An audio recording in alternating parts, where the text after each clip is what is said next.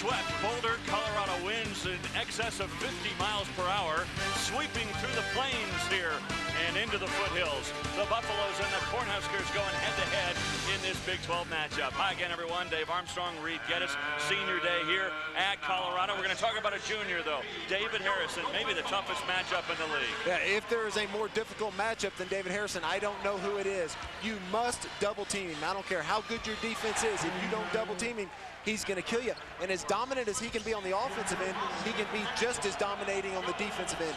In the history of the Big 12, there have been 7 triple-doubles. David Harrison has had 2 of them. Ironically, the last one right here on Senior Day against Nebraska, 2010 and 11. You must account for David Harrison.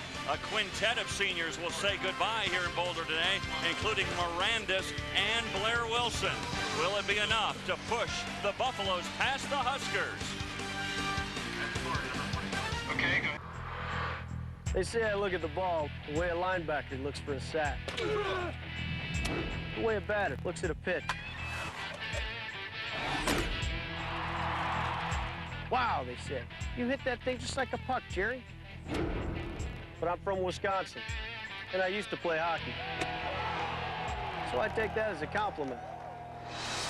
Watch Jerry Kelly in the PGA Tour's best this season on ABC.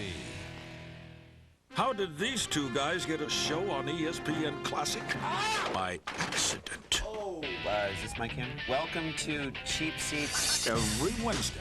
I'm Jason, this is Randy. Brace yourself for a new take on some old sports. If Ron Jeremy worked out, that's what he'd look like. A comedy show for the serious sports fan.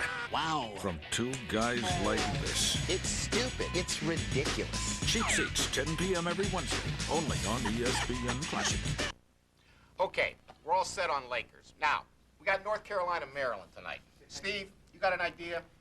Yeah, I think it's about time we do something on Coach Williams trying to get that program back on top. Which Williams, Roy or Gary? Well, Gary, I mean, the 2-year grace period has to be over by now. Yeah, but Gary's got a title and Roy doesn't have one. All right, we're going to do it on Gary. 2 years past the title. We'll have a breakdown by Vital. $1.50 is your change. All right, what about soda Yankees here? Red Get Sox your ice here? cold soda. Frank Kona have any idea what he's getting into? The Buffs going for their series sweep of the Huskers today, and a class move by Ricardo Patton. Here on Senior Day, all 5 seniors are starting. Harris, Dumboya, Mirandis, Wilson, and Jones. Jones and Dumboya not normally starters for the Buffs. For Nebraska, Conklin, Drevo, Johnson, Muehlheisen, and Neal. And Reed, I think the Huskers may be the best shooting team in the Big 12 conference. Hands down, especially Drevo and Conklin. Tough matchup for Colorado's big guys. They'll get dragged way out on the floor and have to defend that 3-point shot. The Huskers earlier lost to Colorado 68-60. Happens here. Colorado in their home white, Nebraska in their road red. Now you talk walk on for 3 years and stick around for the 4th. Dribble almost lost the handle. Now they trap him. Nate Johnson, he's been a handful of late. Misses a chip shot. Here comes Mirandis.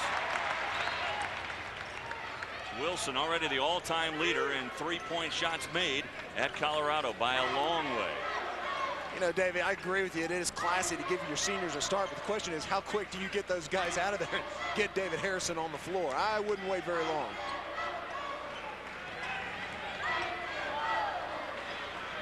There's Trennis Jones. 4 years with this program, 3 years as a walk-on. They awarded him a scholarship this year. Mirandis with 1 on a shot clock. It doesn't even draw iron. Here comes Johnson. Dumboya steps in the middle of that pass. Inside, Harris. Lamar Harris, a man who is just a beast on the boards, averaging over 8 rebounds a game. Lamar Harris gets Colorado on the board. We've seen Lamar Harris be very effective on the offensive end. Remember the game we had in Kansas and how good he was. Against the Jayhawks, he scored 21 in that game. He was really, Reed, the only guy that showed up that day for Colorado.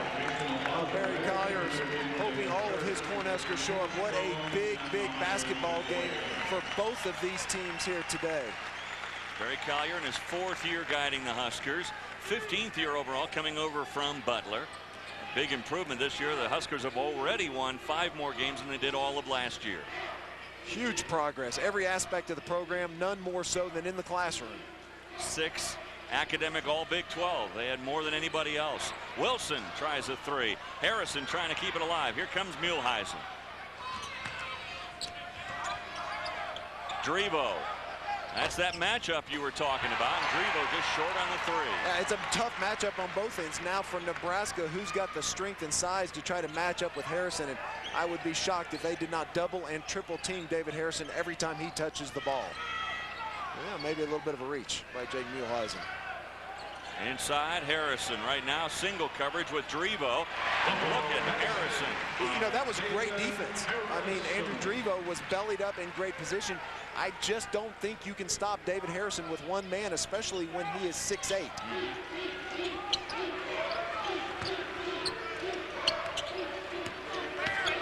Muehlheisen fouled by Harrison. One of the things we talked about, the difficulty of David Harrison now down on the other end playing defense. Watch Nebraska's big guys, Conklin, Drevo. Watch them set a lot of screens on the ball. Ricardo Patton knows that his big man is going to have to help off of the dribble on the pick and roll. So it's a rare case, Reed, where you've got matchup problems at both ends of the court. Tough for both teams. Now, Barry Collier seemed to have solved that problem last time these two teams played. David Harrison, his second lowest point output, only 7 points when these two teams played in Lincoln earlier this year. What's it say about Muehlheisen with all these seniors on this Husker team that he's the captain of this team? He has been very, very good the last 2 games, averaging under 10 points a game. The last 2 has averaged over 12 points per game and has shot 62% from the floor. It has been special to see him come back from that broken hip from last season. Mar Harris says that rebound is mine. Muehlheisen 1 of 2 to the stripe.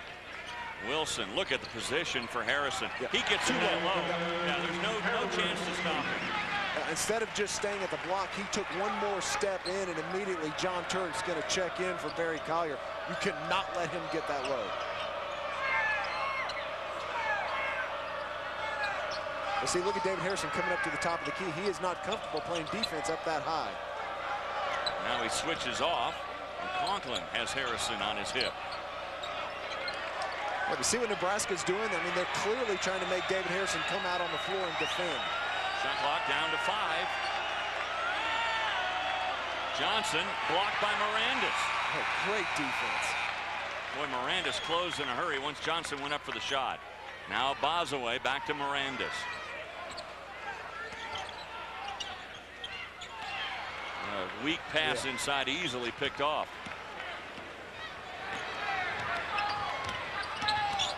Six blocks a game, and 3 of those per game belong to the guy who just tried to close on Conklin. Nice move by Conklin. Drevo, he can't get it to go, and a reach in on Muehlheisen. So the Huskers off to a sluggish start, with Colorado leading by 5. Let's go to Doug Bell in Studio 66. Hey, Dave, best finish of the day. Marquette against Louisville. Louisville leads 80-78, seconds remaining. Check out Damian Mason. He hits the shot and gets hammered. With less than a second to go, he calmly hits the free throw. Marquette beats Louisville 81-80. Back after this from our friends. Back. What's classic? Let the celebration begin. Classic is. He did it! Touchdown, Nebraska! Classic was. I don't believe what I just saw. Classic will always be. All the band is out on the field. Holy mackerel! Our turnaround shot in the air. Let's do it. And this one will last a lifetime. Now that's classic. Introducing the first installment of the Inside X DVD series titled ESPN's X Games 9.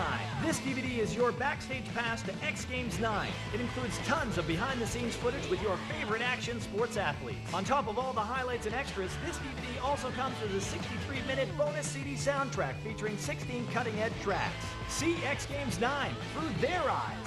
Get Inside X. Grinding my teeth and I have goosebumps witnessing the madness. Pass the ball. Pass the ball. Make a knock. Ooh. Smell that? All right, AI, fast break.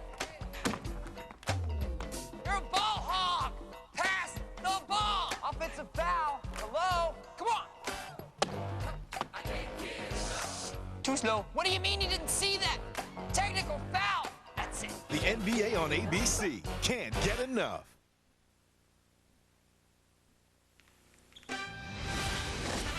Big 12 basketball on ESPN Plus is brought to you by Chick-fil-A.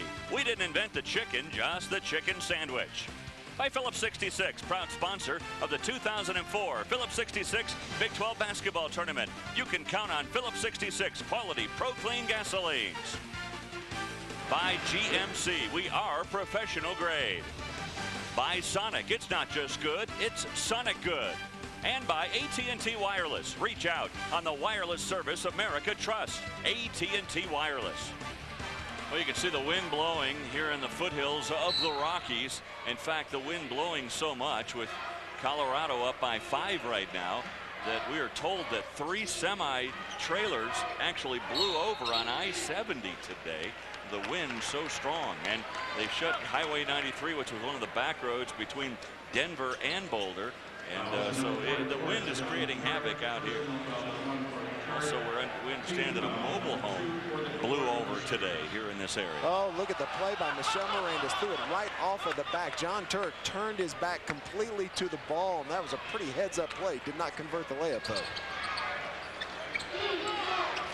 Richardson for Nebraska.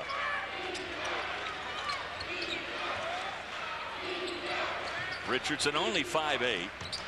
The man who handles the ball very well for Nebraska. 61 assists, 31 turnovers. Shot clock again down to 8. Muehlheisen taking it strong. Nice move, Muehlheisen. Beautiful left hand. So Nebraska pulling within 3. Now look at John Turk working hard. Now look how much higher on the floor Harrison caught the ball that time in a triple team. Good adjustment by Barry Collier. Ball actually saved from going out of bounds by one of the officials. Muehlheisen looking for Johnson. He lost his chewing gum on the way to the hoop. Man, he shook the gum right out of his mouth, didn't he? He really did. Spitting chiclets, man. Head fake, spit one way, go the other. You know, the poor guy has to go over and pick that up, too. So that'll be on eBay later today. Mirandas, I tell you what, right now Colorado looking a bit sluggish offensively, doing a lot of standing around. Tough bounce pass. Harris can't get it to go, and here comes Richardson. Both of these teams coming off tough losses. Muehlheisen again getting into the paint. Back to Muehlheisen. Nebraska losing to Kansas Wednesday night.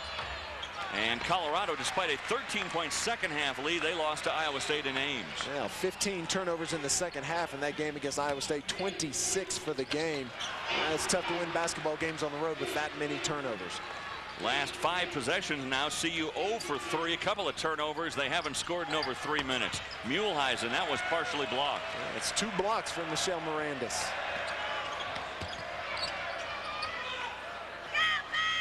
Well, you're right. Colorado seems to be doing a lot of standing, don't they? It's man-to-man defense, and look at all the standing.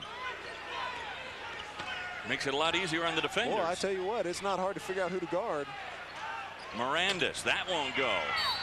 And Harrison comes in on the rebound with another foul. That's his second.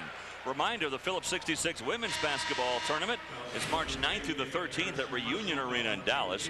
On those dates, plan to see both the men's tournament at American Airlines Center and the women's tournament, brought to you by Phillips 66, longtime supporter of Big 12 men's and women's basketball. And congratulations to CU here, the number 3 team in the Big 12 women. Field goal shooting. Both teams are really sluggish. It's not windy inside here, is it? I mean, it's as much wind as outside. Maybe the wind is affecting the shots indoors. John Turek goes to the rack. And all of a sudden, Nebraska, with 6 straight points, they take the lead.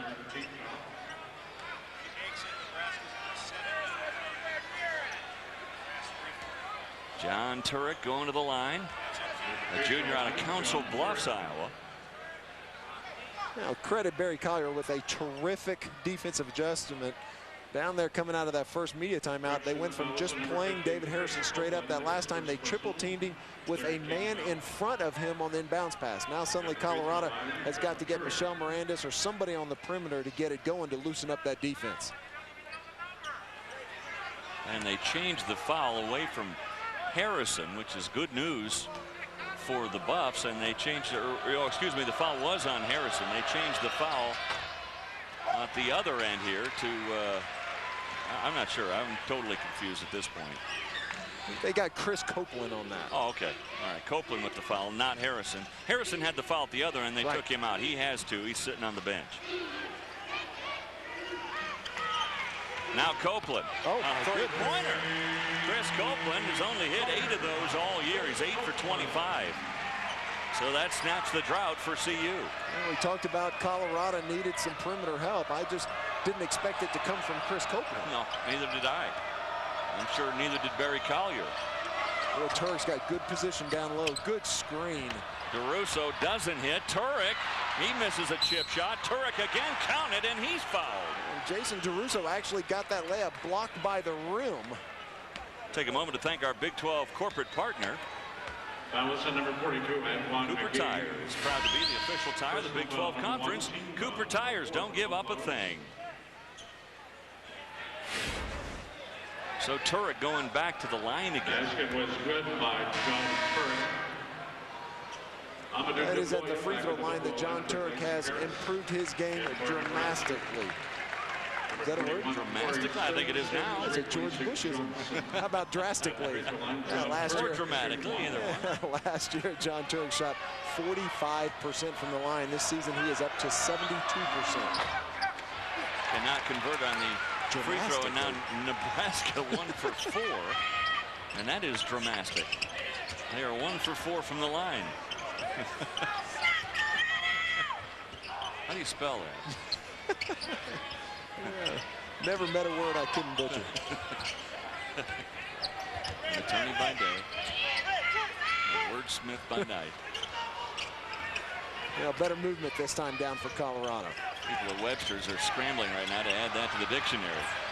Richardson, he gathers it in. Here comes Corey Sims. Wilkinson, and that's a charge. Good defense inside. Taking the charge is Marcus Hall. Yeah, he set up and took a blow. Good defense by Marcus Hall. So we've got a timeout right now. The Buffaloes and Nebraska. Kind of a sloppy start to this one, but Copeland rings that one true. Tied at 9. Jeremy Roenick! Ha ha! Yeah, playing with the big boys now. I'm gonna put your stick on my wall. Because I've been playing ESPN NHL hockey. I've done the skills competition. I'm fast, I'm agile, and I'm accurate. Don't get scared now. Don't get Yeah, I know you're nervous. Rated E for everyone.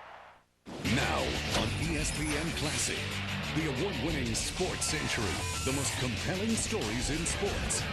Real classics with Burt Reynolds, where sports and movies collide. Classic Big Ticket. Those who made history face off one more time to settle the score. Plus, when yesterday's game becomes one of the greatest in history, you get a second chance to see it as an instant classic. It's sports at its best. It's ESPN Classic. It's fun to let the big dog eat. I like that crowd behind me saying, grip it and rip it? Heck yeah. Crush it whenever I get the chance. I think it's a great way to start a hole. With the bang. I don't think it'd be nearly as much fun if you're putting first. See Charles Howell III and the PGA Tour's best this season on ABC.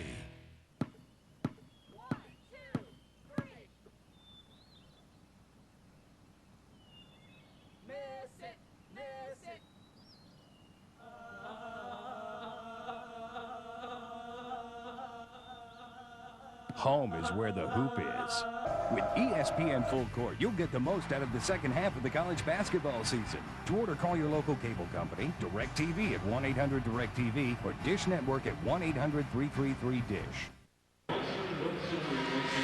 Tied at 9:11:51 remaining first half. Time now for our GMC professional grade player profile. A trio of Huskers, Lou, Patkowski, and Strickland. Colorado is represented by Chauncey Billups in the NBA with the Detroit Pistons. Billups has become a star at the next level.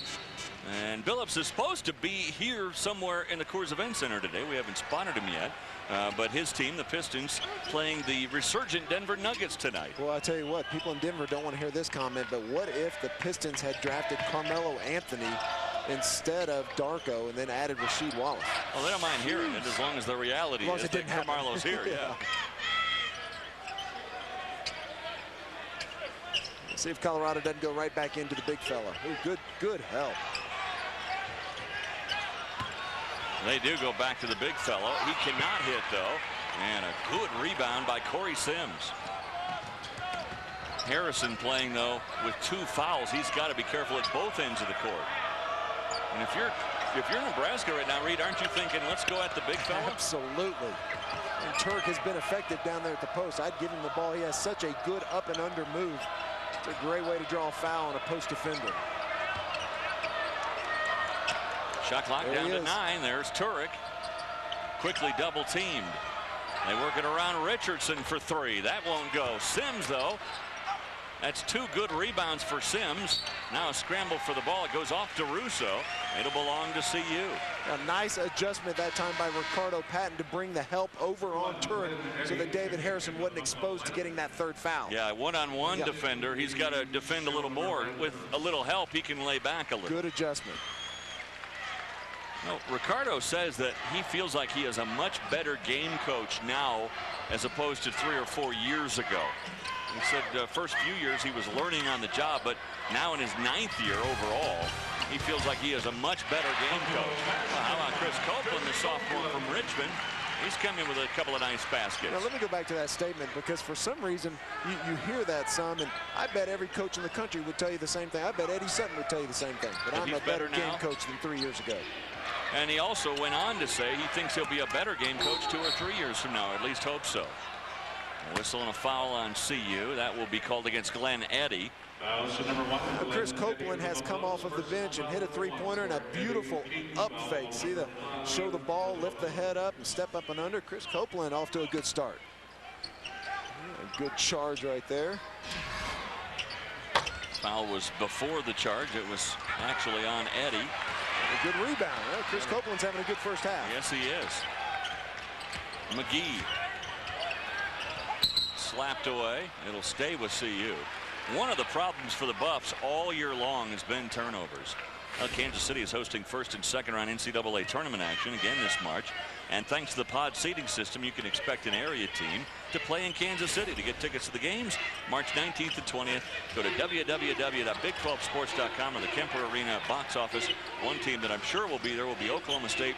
Congratulations to Eddie Sutton and the Cowboys for wrapping up the Big 12 championship all by their lonesome today with their win over A&M 70-41. So Oklahoma State with their first sole conference title since the 1964 season. Hands down, Eddie Sutton, Coach of the Year. Who you got for Player of the Year, partner? Player of the Year, I'm thinking I'm going to stick with Oklahoma State and go with John Lucas. Can the Player of the Year questionably not be the most valuable player on his team? You know, they've got a couple, and Tony Allen certainly is one of those guys that you would point to for Oklahoma State. But he may be the most valuable. I'm not sure he's the best player on Oklahoma State's team, but I think he's their most valuable player. I'm just arguing with you. I got John Lucas in a runaway Player of the Year. They never miss a chance to argue with you. Good pass. DeRusso. Wilson stuck a hand in there, but got a part of the arm. Well, I tell you what, Jason DeRusso took a dribble that he did not need to take, and he just needed to collect himself. But watch what would have happened if he had he not dribbled this basketball. See, it took time for Blair Wilson to come up, and a good call, but well, that's not the time you want to slow down. You get to the rim, you've got to take that ball all the way through the basket. So DeRusso will go to the line here. Wait, I don't know about you, but I get the sense that both these teams haven't gotten a wake-up call yet. And once one of them does, I sense a run coming by one team or another. Well, the question is why? I mean, for Ricardo Patton, this is a huge basketball game. They are playing for the 4th seed. A win, they automatically have a bye. Nebraska fighting for their lives. And so maybe it's not a sleep. Maybe they're just a little too wound up here at the start of the game. Only 2 field goals for Colorado in their last 12 possessions, both of them by Copeland. Eddie can't hit. There's Harrison, and he's fouled. That was a great rebound. David Harrison boxed out, pushed all the way onto the backboard. Take a moment to thank our Big 12 corporate partner, 7-Up. 7-Up and your local 7-Up bottler. Make 7-Up yours.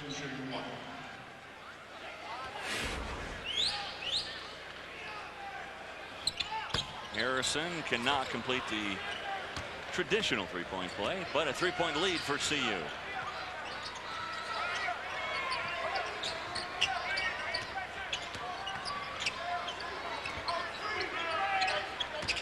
How about Nebraska so far? 0 for 4 from three-point range, make it 0 for 5. 0 for 5 for this team that normally hits around 40% out there. Well, the #1 three-point field goal shooting team in the Big 12. And Wilson, an air ball. Harrison, he'll go to the line again. Yeah, that is 2 consecutive terrific offensive rebounds by David Harrison. Watch David Harrison keep his eye on this ball and go collect it when it hits nothing else. And then the strength of David Harrison just right through Andrew Drevo. That is good, strong basketball. And look how much Drevo's pushing on him. Well, that's tough right there. You know, all the things David Harrison has been spectacular at, has continued to struggle a bit at the free throw line. Last week, Sporting News made him the National Player of the Year, David Harrison. He's had a really solid junior campaign. I think sometimes, though, he gets lost in the shuffle when you start talking about the league's best players. I don't know how that is, because he's the biggest guy, and he is, as we mentioned, a very tough matchup for every team. And he's a guy averaging 17 points and almost 9 rebounds. DeRusso would have caught that, but the pass by Neal hit the rim. And then a tip by Nebraska will keep the ball with CU.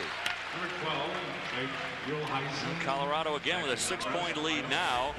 A win for CU, and the worst they can do is be the 5th seed, which gets them the first-round bye in the Big 12 tournament. And I think the top 5 teams for sure, Reed, are going to get an NCAA invitation. You're baiting me. 6 teams are in. Texas Tech is in. Anybody that finishes above Texas Tech is in the tournament. Okay. Write it down right now. 6 are in no matter and what. Listen to this. I'm going to go for a 7th. Oklahoma at 500 has got a shot to get in. I got 7 Big 12 teams in. Well, one of the things working in the Big 12's favor this year is the fact that other conferences, most notably the Pac-10 and the Big 10, are really down this season. You're talking about 2, maybe 3 from the Pac-10. You're talking about 2 and maybe 3 from the Big 10. Well, that opens up a lot of spaces for the other power conferences. Ricardo Patton's squad is in. He has done a terrific job. Last back-to-back's been over 40, 50 years ago. He has done a tremendous job here in Boulder with this team. 41 years ago. But that's amazing. I mean, when you look at the history of Colorado basketball, the fact that they haven't gone to back-to-back NCAAs in 41 years, that is amazing. Back after this from your friends at Phillips 66. High school ballers just aren't prepared for the NBA. That's funny. They're saying the Dolphins secondary is unstoppable. I was just saying the same thing. What the?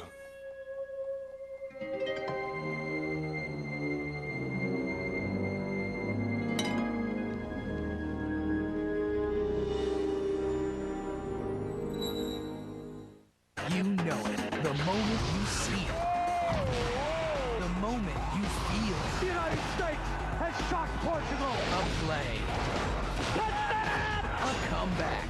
Jennifer Caprion. An upset so big.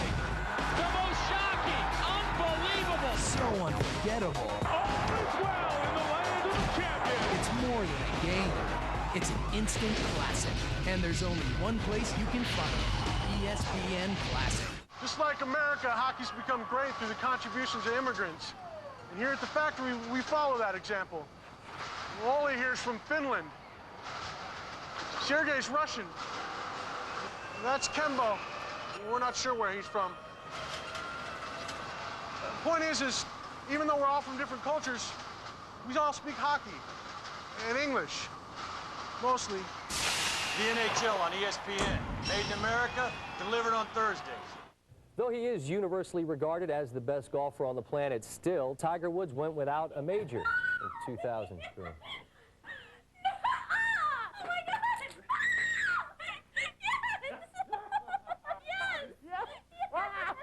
She said yes! Right here! You made me so happy. What moves has Tiger made in the offseason in order to get major championship number 9 in 2004?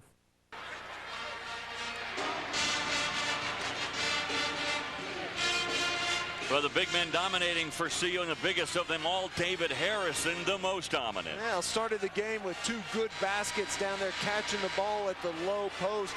But probably most encouraging for Ricardo Patton, his last 2 baskets have come off of terrific offensive rebounds. Look how far into the basket he is to reach back and grab that rebound. He is off to a terrific start. Again, 9 points already in this basketball game. Last time these 2 teams played, he had only 7 points. So David Harrison off to a good start. How about the big men for Colorado? They have accounted for all 16 of their points, including Messrs. Copeland and Harris, and nothing yet for Wilson or Mirandis or Abazue or McGee or any of the other guards. Now Mirandis just changes that. Well, he just jumped up over Sims. That was pretty good defense that time by Corey, and the ability to elevate by Michel Mirandis. Back to a 6-point lead, biggest of the game for CU, matching the biggest. Now Turek.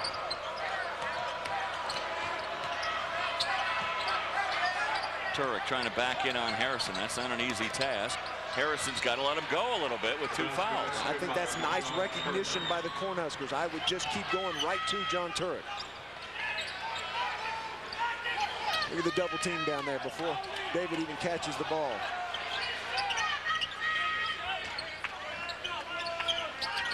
Granetti. Again, the look is inside as it should be. Harrison again. Man, oh man, even with a double team. Now the double team a little bit late that time and maybe a little bit short. Marcus Neal at 6 feet coming from the backside. And well, once that ball goes over the top to a 7-footer, it's tough for a 6-foot guy to do anything with him. Nebraska's thinking, why in the world do we have to play these guys on senior day every year?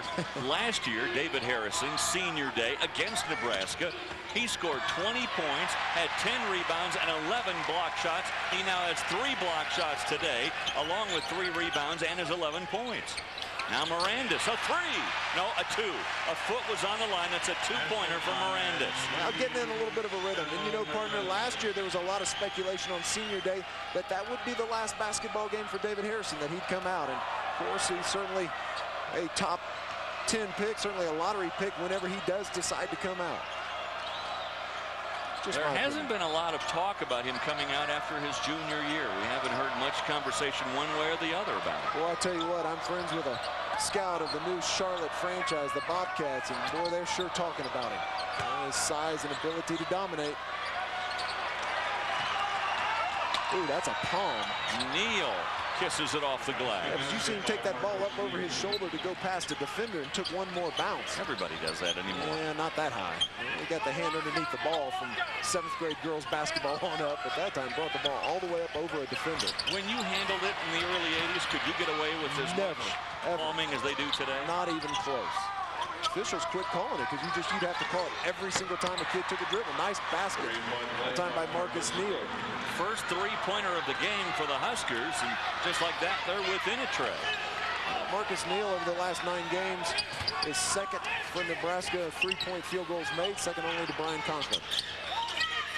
Colorado doing their damage for the most part inside, although Mirandis trying to heat up a little bit. That was perhaps a tough shot for Mirandis. Ball goes out of bounds. It'll go to the Huskers. Take a moment to thank our Big 12 corporate partner, Gatorade Thirst Quencher. Gatorade, it's in college basketball. Is it in you? One thing you see about the Huskers is they don't quit on you. I mean, the other day I saw them against Kansas, and Kansas was rolling. You know how they can get going at Allen Fieldhouse, and You just thought, well, Nebraska's just going to pack up their bags and head back to Lincoln. They did not. They fought back in the second half despite being down over 20 in that game. You know, the people the closest to these Cornhuskers talk about the middle 10 minutes of basketball games. What a beautiful spin move by Nate Johnson. Yeah, that's the same move he spit his gum out on earlier. Because, you know, it's that middle 10 minutes. They seem to be starting games good and they finish them good. It's the middle 10 minutes that has got the Cornhuskers in trouble when they've gotten in trouble this season. Look at that rebound. Now a whistle and a foul on the court. We go back to Nate Johnson at the other end. Well, watch him plant this foot at the elbow and spin. And Nebraska currently on a 7-0 run, but watch him plant this foot and spin. Bam! Boy, that is beautiful. It's just going and getting your shot. Last 5 games, Johnson's averaged 17 points per contest, 52% from the field. Now 1-and-1 opportunity. No, they're going to give him 2 here for Harrison. No, it was a 1-and-1. One official was holding up 2, and now whistling a foul on Copeland. And John Turek will be shooting free throws. Number 50, Chris Copeland, personal foul number 2. One official was holding up 2 fingers. I thought he was going to give him 2 shots. In the last postseason appearance for these guys, 98-99, the NIT. Nebraska, I think, feels like they have to win the Big 12 tournament to make the NCAAs. I would agree with that, but certainly a candidate to return to that NIT. And they've been drawing so well the last month and a half of the season, and all the teams in that area. It's a great candidate to have a first game at home for the Nebraska Cornhuskers. You look at some of the teams from the Missouri Valley that will be NIT bound, and you look at Iowa State, perhaps Barry Collier's team. I think that'd be a nice reward for them would be to go to the NIT. Well, look at the Nebraska run now to retake the lead. Blair Wilson's been silent so far on this senior day. Back to Mirandis. Abazaway. Good defense. Muehlheisen got a sneaker on it. Shot clock is down to 7. Mirandis, a long 3. Oh my gosh. I mean, if that kid has got NBA just written all over him. Did you see the strength of the wrist? Not only the elevation from 35 feet, but the wrist. I mean, just almost an effortless release. 7 now for Mirandis. That was unbelievable strength. That was unbelievable. It looked like he looked like he was 15 feet from the basket. Looked like he was standing at the free throw line. Get that kind of elevation and that reach. Jeez. Nate Johnson tries to answer, and a whistle and a foul. This one on Harris, going for the rebound.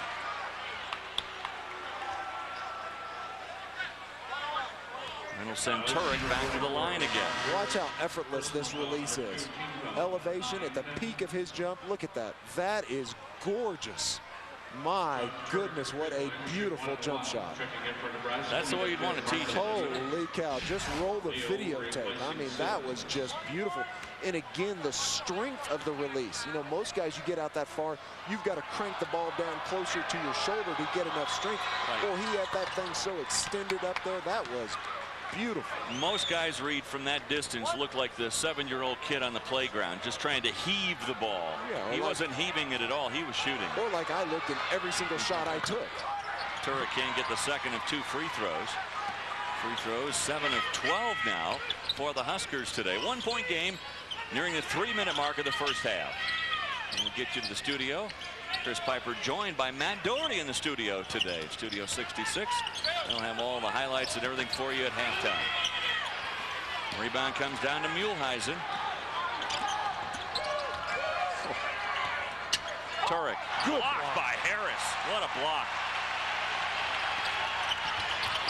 And Mirandis trying to dribble through traffic, and then a holding call on Mirandis. Boy, I tell you what, I thought John Turek was completely clear. And watch Lamar Harris just jump out of the gym to go get that one. My goodness. Reed, I love the block with the left hand. I love the block with the left hand because you're going right into, and one of the guys that does it as well as anyone is Jared Holman from Iowa State. I love that block with the left hand. Harris goes skying up, and you don't then foul into the body. If you do it with the right hand, a lot of times that arm action takes you right into the body.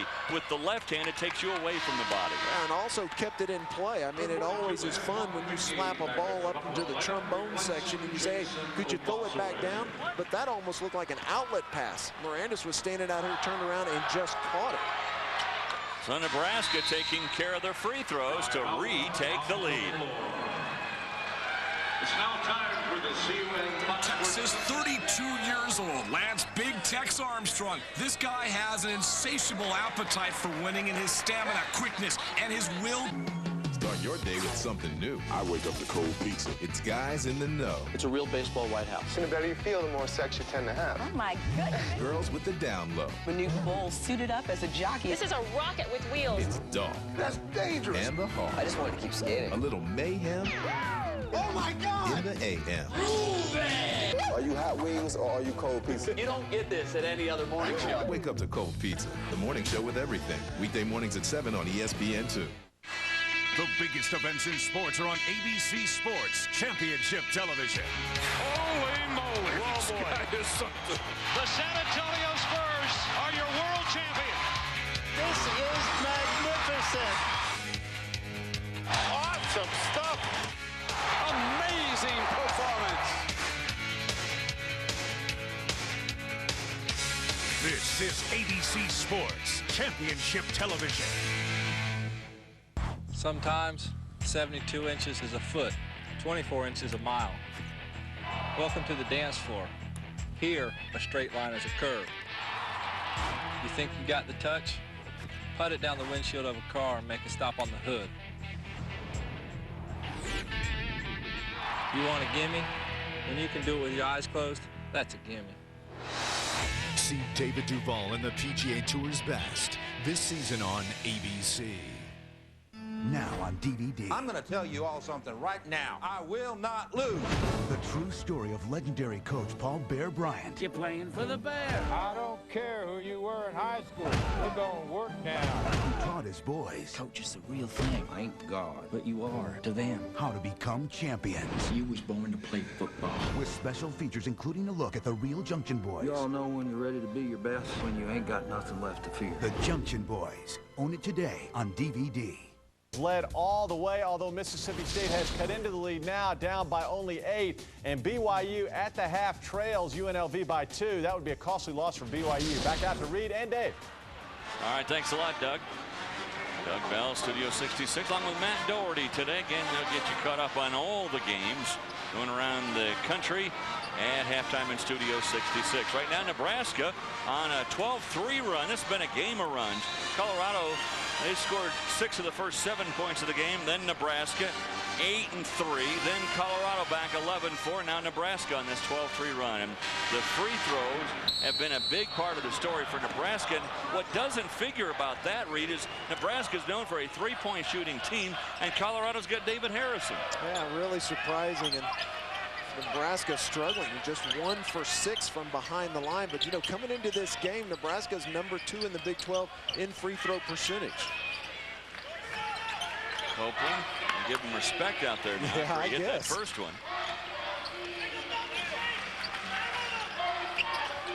Mirandis. He just elevates so stinking high on his shot.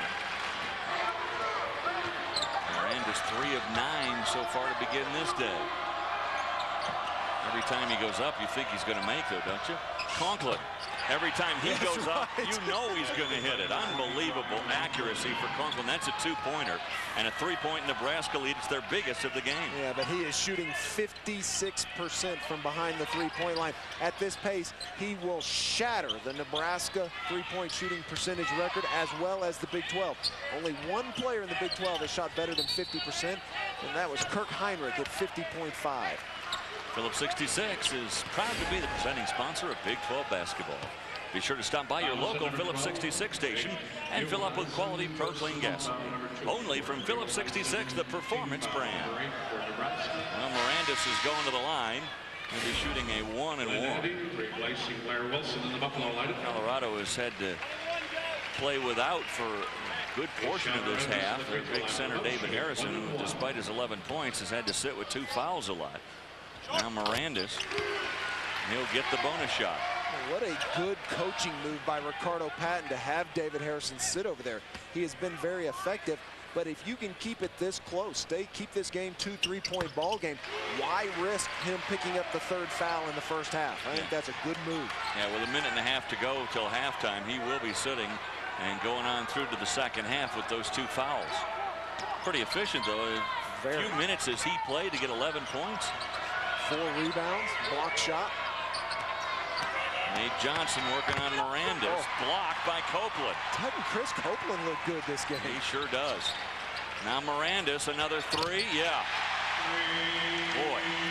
Well, he had a career-high 5 3-point field goals in the loss against Iowa State. And, boy, he is just bubbling over with confidence, isn't he? I'm no scout, Reed, but it looks like he really likes to go to his left and then shoot.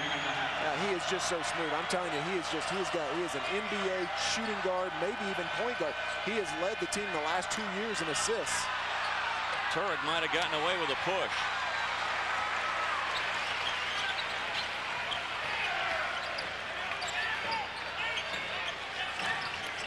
Mirandis again, this time going to his right.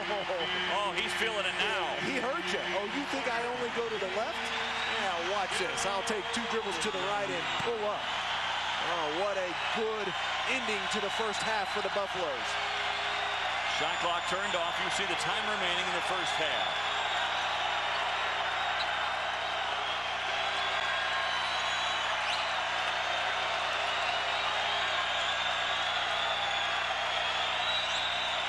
Oh, he's waiting awful long. Johnson with a fake spin, and it was well off target. So a run by Michel Mirandis to close out the half. A 6-0 run by Michel Mirandis, who wound up with 15 first-half points on his last game at the Coors Event Center. 15 first-half points, including 3 3-pointers. And so just like that, Colorado erases the 3-point Nebraska lead. They go off into their locker room at the half. 33-28 the lead as we go to Doug Bell at Studio 66. Dave, thank you. Earlier today, the Big 12 trophy on display in Stillwater. John Lucas feeds Tony Allen the alley-oop. Oklahoma State finally got it going. Lucas again, the pull-up 3. Has to be the MVP of the Big 12 season so far. John Lucas, another pull-up. Oklahoma State goes on to celebrate. A lot of orange at Gallagher-Iba today, Matt. Big win for OSU. Big win for OSU. Congratulations to Eddie Sutton, I think Coach of the Year in the Big 12, and the Player of the Year in John Lucas. What a gift he got in the offseason. Yes, a gift indeed. Now for the Cialis memorable moment, and we go back to Stillwater. Earlier today, Eddie Sutton cut down the nets from the Cowboys' Big 12 title, their first regular season outright title since 1965. Coach Sutton has been up the ladder before, Matt, but it's been a while. Well, it's been a while, but you know what? Here's a man who had a setback at the University of Kentucky, and then in 2001, they had that tragic accident on the way back from Colorado, and he managed to rebound from that, hang in there, and not a more deserving person than Eddie Sutton to win the Big 12 championship. And as you mentioned, John Lucas was a nice gift to have at the beginning of the year, which kind of brought everybody together. The puzzle came together at that point. Back with more on the halftime show right after this. It's hard being in a new city. Good morning. Colorado, go back to Detroit. Avalanche! Get out of here. You guys are losers. Take that hat off. Colorado rules. Detroit's going down. Red Wings got nothing. Loser. That's why I love ESPN Local on Insider. With local coverage of all my teams, I feel like I'm closer to home. The all-new ESPN Insider. Get inside. Your lips are so soft. You're so sweet.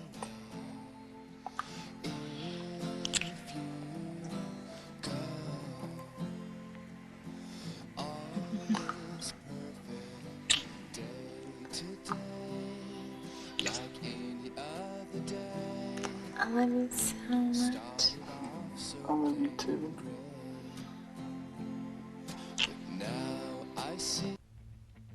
It's fun to let the big dog eat. I like that crowd behind me saying, grip it and rip it? Heck yeah. Crush it whenever I get the chance. I think it's a great way to start a hole. With the bang. I don't think it'd be nearly as much fun if you putted first.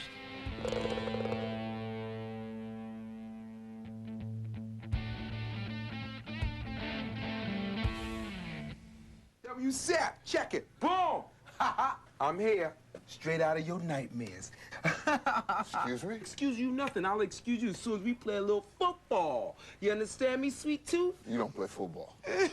Every day I do. ESPN NFL football with the first-person football feature. Wow! Because I don't play. You know something? Oh, there you go. The little birdie's talking to me. He's saying Sap can't mess with you. Sap too slow. Rated E for everyone. Welcome to the ESPN Plus Halftime Report. And it's time for the Phillips 66 Rookie of the Week. PJ Tucker took the award this week and is getting ready to play at Kansas State. PJ's had a nice season for Rick Barnes. That game will be ready to tip here momentarily in Manhattan. And for Kansas State, still hope of maybe an NIT bid. All right, let's look at the brackets as of right now, Matt. We know the top three brackets are all set. In fact, you know what? Let's look at the brackets after we look at the highlights. First, Iowa State against Texas Tech, and then it'll all come into play a little more clearly. Jake Sullivan hits the three. Iowa State down 55-44. Then Jarius Jackson with the power jam.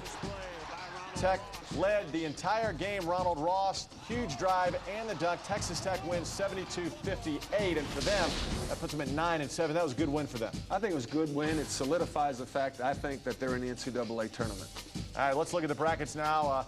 And again, the top three seeds are all set. 4, 5, and 6 still up in the air. The Colorado game will determine some of that. And 9 and 10 still to be determined as well. But the picture's clearing up as far as the Big 12 tournament starting next week in Dallas. All right, let's talk about dark horses as we go to the Big 12. Clearly a wide-open tournament, more so than ever before. But who's your dark horse? Well, I don't think anybody wants to play Missouri. I mean, Missouri preseason was, I think, 4th in the country. They're starting to get it together. 4-1 in their last 5 games. They lost at Texas Tech. Arthur Johnson's been unbelievable, and Ricky Paulding is one of the most gifted wingmen in the country. Yeah, and Conley also has been a big addition, starting playing much more here lately. So Missouri trying to fulfill all the preseason predictions that were set out for that ball club. When we come back, more highlights from around the country. Michelle Mirandis, senior day for Colorado, looking good.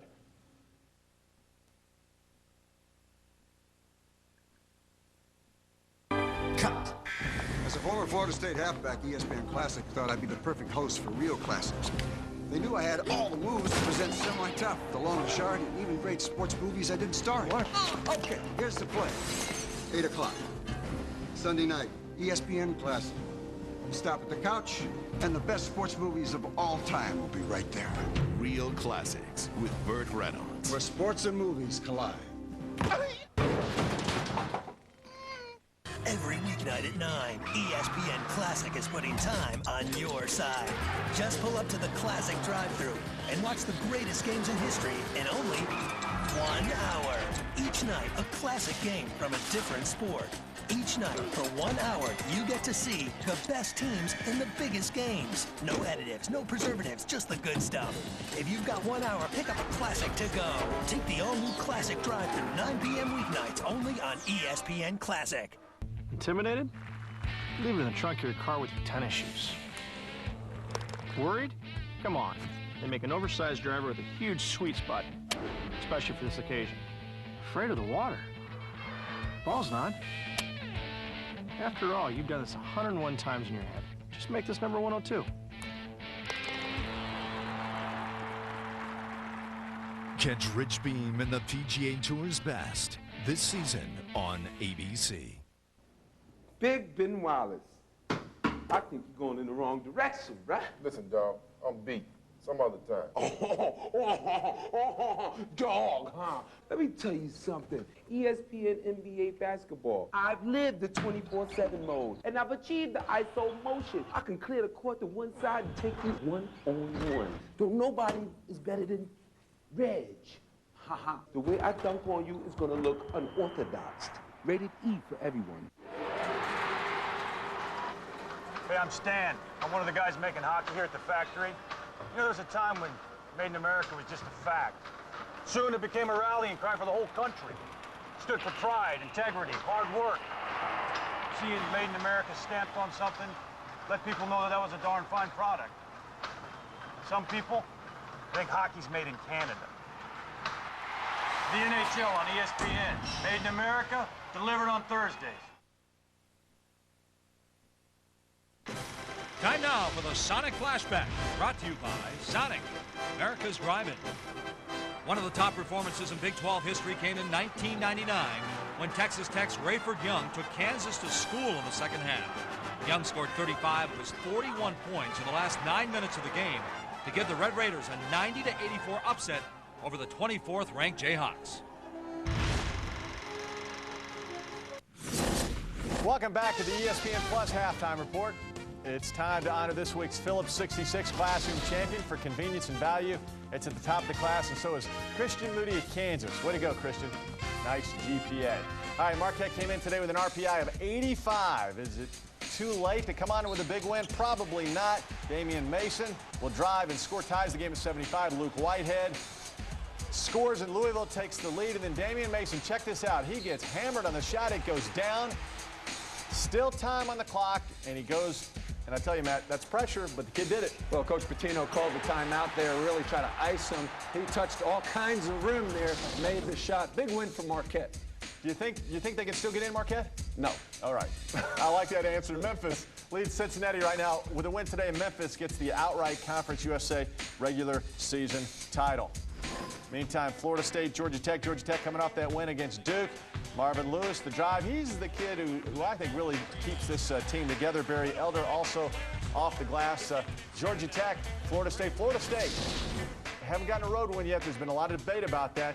What do you think about FSU? They're definitely on the bubble. They could help themselves with a big win here at Georgia Tech. NC State helped themselves, just from a feel-better standpoint, as they win Wake Forest. Meantime, Mississippi State, Alabama, and this has turned into a heck of a basketball game. Kennedy Winston bangs the J, 47-31. Here comes big man Lawrence Roberts off the break. Mississippi State working their way back. Antoine Petway nails the three. It was all Alabama until the final few minutes, and Mississippi State has roared back. In fact, with a minute to go now, Lawrence Roberts at the line. It's 71-67. Tennessee beats South Carolina earlier today, 63-56 for Buzz Peterson. Too little, too late. Too little, too late. Tough year for Buzz and Tennessee, but South Carolina, Dave Odom's done a tremendous job there this season. Pittsburgh, 17 points at halftime. Big second half for Pittsburgh. It was a big second half. They didn't score many points in the first half. They don't score a lot of points, but it was a big win against the tough Villanova team. There it is. Xavier has rallied to take the lead on Temple, which is good for them, and their bubble team, Wisconsin, over Indiana earlier today, 70-52, and they await the outcome of the Illinois game. SIU beats Evansville to advance to the semifinals of the Missouri Valley Conference Tournament, and Southwest Missouri State leads Creighton 47-39. Michigan a winner today. Purdue leads Iowa on Senior Day at Purdue. The West Lafayette and UAB now goes 12-4 in league play. They're one of the top 4 seeds in next week's CUSA tournament. And Charlotte at home today leads Tulane 71-56. Charlotte also will be 12-4 in Conference USA. Potential for a 5-way tie atop CUSA. From the outside, Nebraska trying to keep things tight. We get writer's block just like anybody else does. You just have to work through it. Stink. Done. 5 minutes. Good. Great. Deadlines looming. Pressure's intense. Got the opening yet?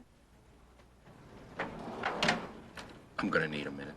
You just look to find a moment of inspiration. What rhymes with Kanye? It's magic when you find that right word and it just fits that thing. If you were writing a story on the BCS, how would you start it? Excuse me. I'll wait. Yes. ESPN presents You stay down and now you explode. Basketball Fundamentals with Coach Rick Pitino. It's a discipline, an organized plan of attack. Learn to improve your offensive game from one of the best in college coaching today. Go through the foul with this highly focused personal 1-hour workout. You got to be ball tough. You got to show it and be aggressive with the ball. To order, call 1-800-463-3399 or go online at www.patinovideo.com. It's the key to reaching your potential. They tell me I've got something called grit. I don't strike the ball, they say. I attack it. I'm not sure what all that means, but I do know I'd play across the field of Kansas wheat to putt on a gravel parking lot if the stakes were right. And the last time I checked, no one ever won just because they kept a nice, clean crease in their pants. Catch Jim Furyk in the PGA Tour's Best this season on ABC.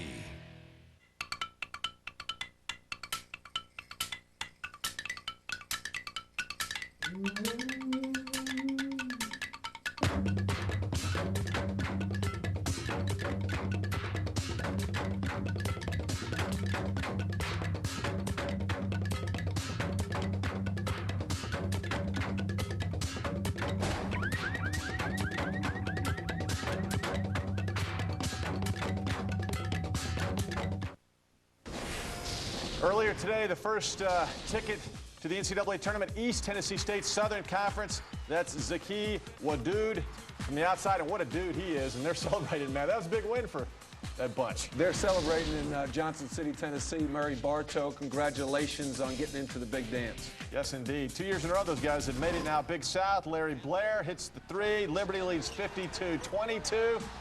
Blair, again, his 7th three-pointer of the day. And Liberty, the Flame, lighten it up. Big South champions, and it's Liberty.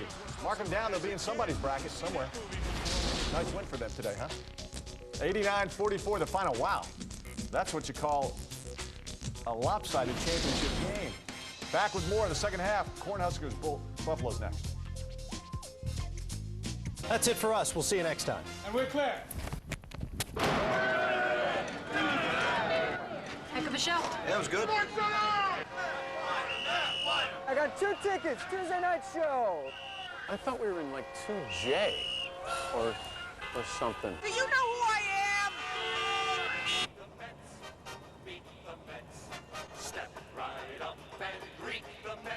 Dan Patrick, Stuart Scott, 1 for 6, 2 for 10. If you want to crush it off the tee, Stick it on the green. Or just be able to find it after you hit it. We're here to tell you, all you need is 3. 3. Introducing the 3 Club Tour, developed by ESPN Golf Schools, presented by Lexus. Our philosophy is simple. Your driver, wedge, and putter. Hit them right. and your scores will drop. Register now and receive 3 clubs free. To find out more, log on to ESPNGolfSchools.com or call us. World-class golf instruction is coming to your town. They say I look at the ball the way a linebacker looks for a sack. The way a batter looks at a pitch. Wow, they say. You hit that thing just like a puck, Jerry. But I'm from Wisconsin, and I used to play hockey. So I take that as a compliment. Watch Jerry Kelly in the PGA Tour's Best this season on ABC. How did these two guys get a show on ESPN Classic? By accident. Is this my camera? Welcome to Cheap Seats. Every Wednesday. I'm Jason. This is Randy. Brace yourself for a new take on some old sports. If Ron Jeremy worked out, that's what he'd look like. A comedy show for the serious sports fan. Wow. From two guys like this. It's stupid. It's ridiculous. Cheap Seats, 10 p.m. every Wednesday. Only on ESPN Classic.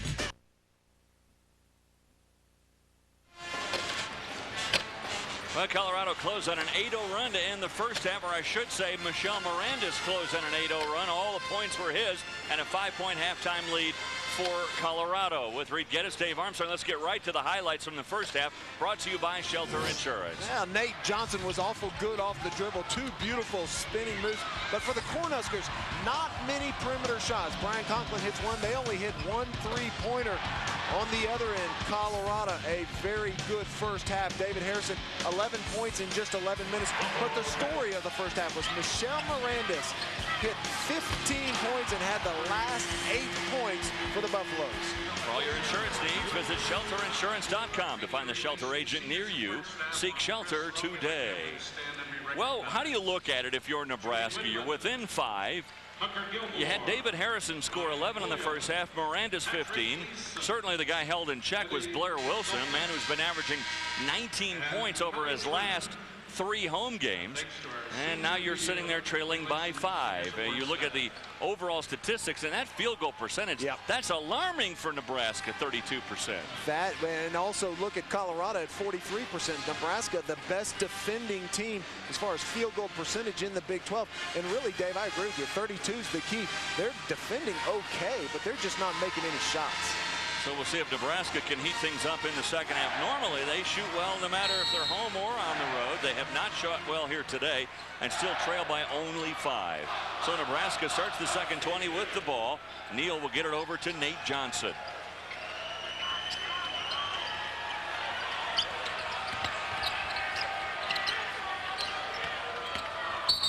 Neal fouled by McGee.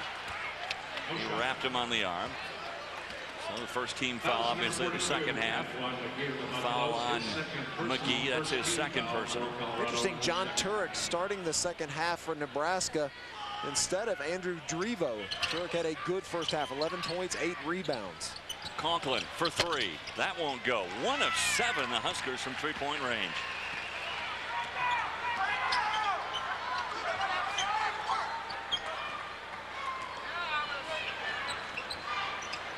Wilson looked like he was fouled in the act of shooting.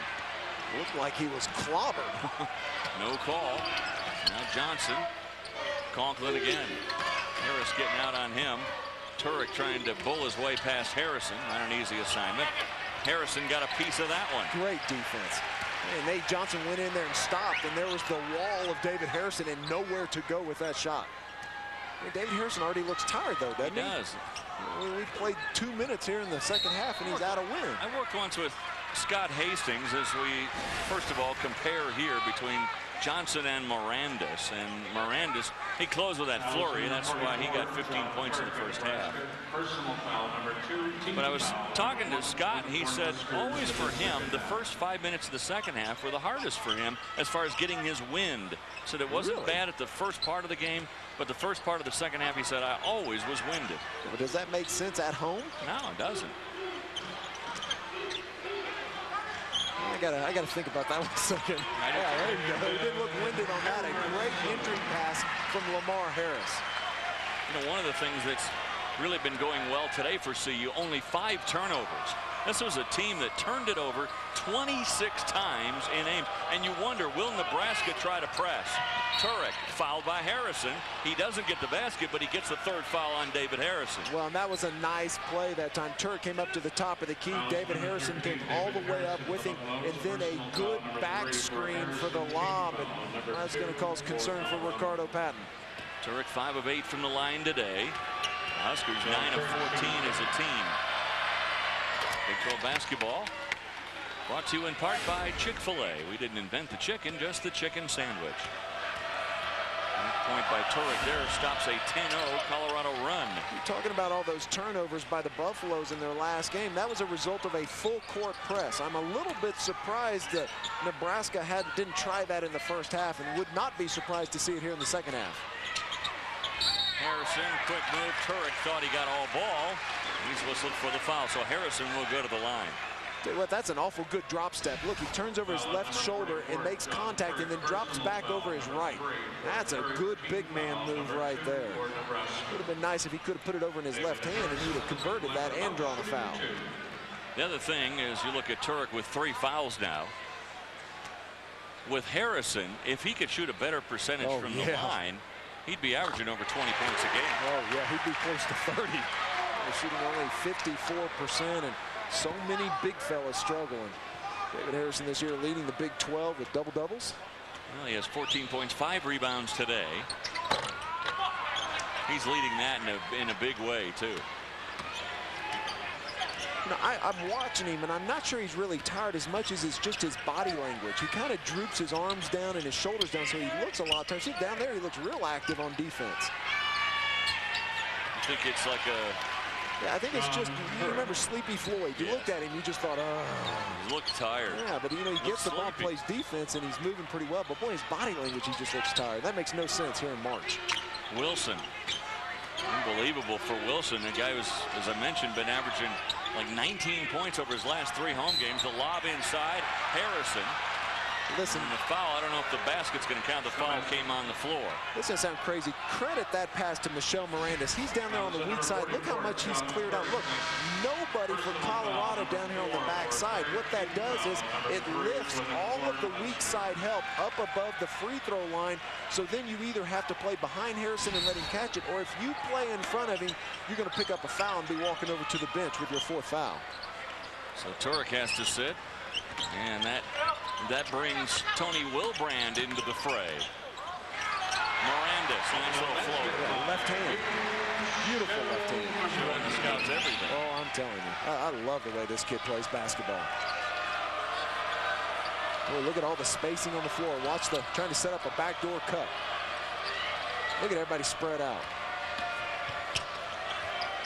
Wilbrand not really a threat to shoot, but nice bounce pass. Beautiful pass and a great setup by Nate Johnson. Pumped, faked out to the wing and backdoored to the basket, and that was a good pass. 4-point game here. Under 17 to go. Wilson. Well, look at the pressure. Johnson with a block. Here comes Neal with Johnson on the wing. Sealed off by a trio of buffs. Ball's kicked by Mirandis. Watch Nate Johnson set this bounce pass up. Watch him. He starts cutting out to the basket, cutting out to the wing, and then just a beautiful backdoor cut. A lot of people call this Nebraska offense the old Princeton offense, and I don't like that. Because you think Princeton, you think, oh, put me to sleep. What it really is, it's the rage of the NBA right now. The New Jersey Nets running it, the Charlotte Hornets, and it's just a spread floor where you're working on backdoor cuts, and it's a lot like the Princeton offense. But boy, if I'm teaching it to kids, I say, this is the NBA offense, baby. Don't mention. Yeah, you don't say Princeton. Hey, you want to come play Princeton offense? No, thanks. Falling away, Neal with the bucket. Yeah, but see how much space there is now? The last 2 or 3 baskets have all come inside the paint for Nebraska.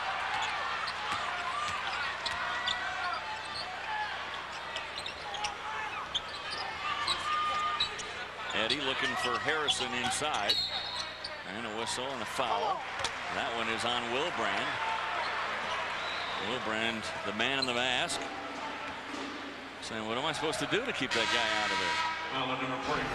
Let's look again. Look at the spacing. Look how far these guys on the left of the screen are way out. They're spread out to the right. And then look how open the middle is. See, David Harrison, he was kind of hesitating. He didn't know whether to come or go back or come. And Barry Collier has done a terrific job. It's a new offense for Barry Collier this year. And points in the paint, 18 to 12. And that's surprising. Yeah, you got David Harrison on the other team. That's shocking. No basket, whistle, and a foul on the floor.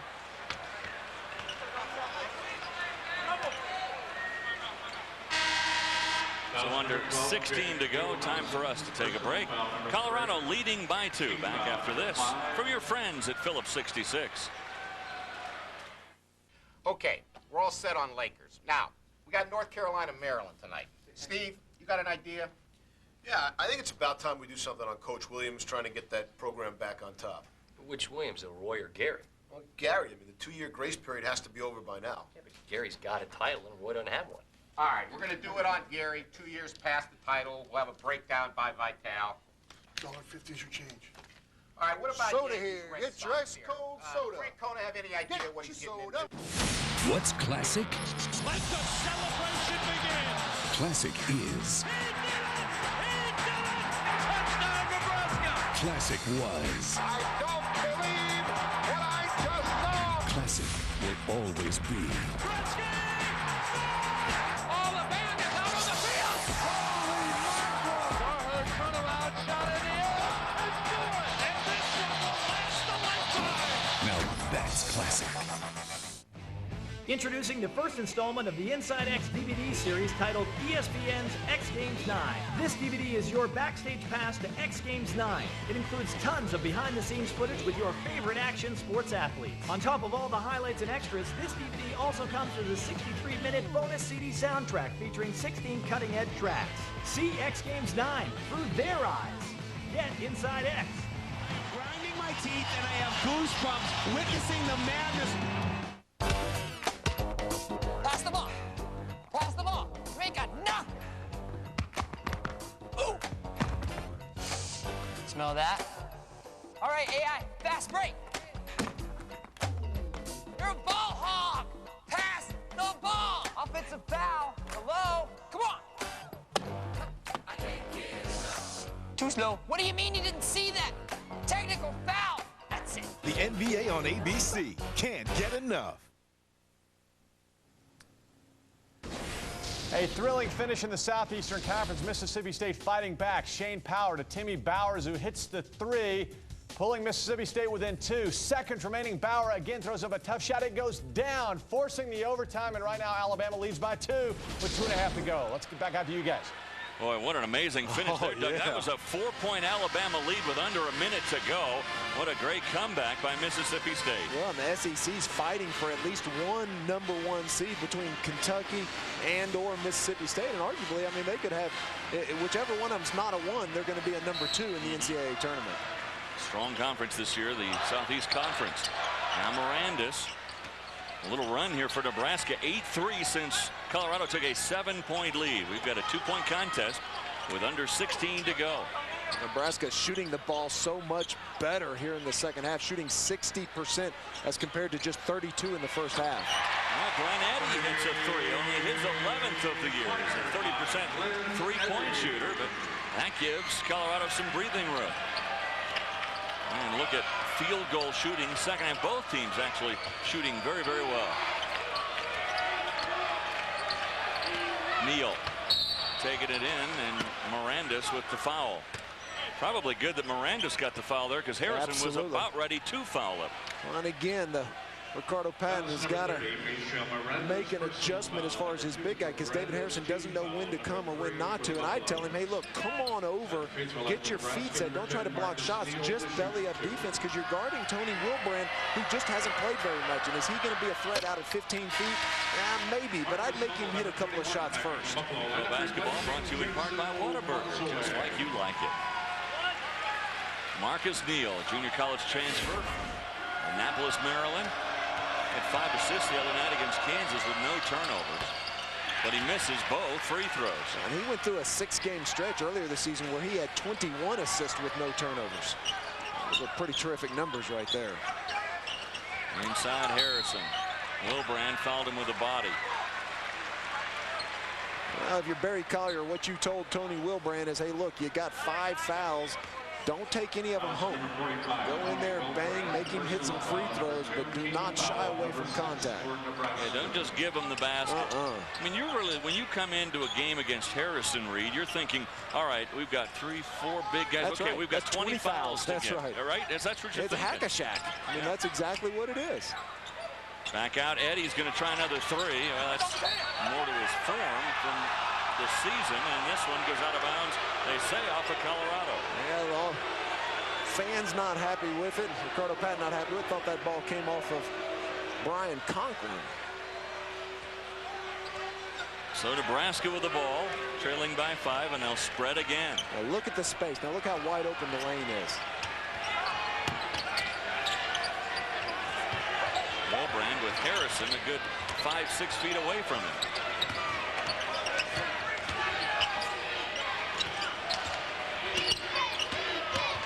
Nate Johnson, that's a nice matchup. That was really a nice upfake. Wilbrand gets lost in traffic.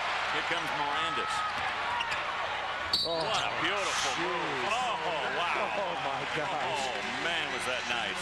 Is he silky smooth or what? He's so, look how under control he is. He's coming down on a fast break. He's looking around the court. He's looked around. Just look how smooth and controlled that is.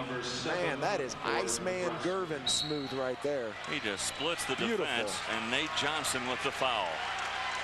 So we've got a timeout with Mirandis leading the way for CU with 19 points. Jeremy Roenick! Ha ha! Yeah, playing with the big boys now. I'm gonna put your stick on my wall. Because I've been playing ESPN NHL hockey. I've done the skills competition. I'm fast, I'm agile, and I'm accurate. Don't get scared now. Don't get Yeah, I know you're nervous. Rated E for everyone. Now on ESPN Classic, the award-winning Sports Century, the most compelling stories in sports. Real classics with Burt Reynolds, where sports and movies collide. Classic Big Ticket. Those who made history face off one more time to settle the score. Plus, when yesterday's game becomes one of the greatest in history, you get a second chance to see it as an instant classic. It's sports at its best. It's ESPN Classic. It's fun to let the big dog eat. I like that crowd behind me saying, grip it and rip it? Heck yeah. Crush it whenever I get the chance. I think it's a great way to start a hole. With the bang. I don't think it'd be nearly as much fun if you're putting first. See Charles Howell III and the PGA Tour's best this season on ABC.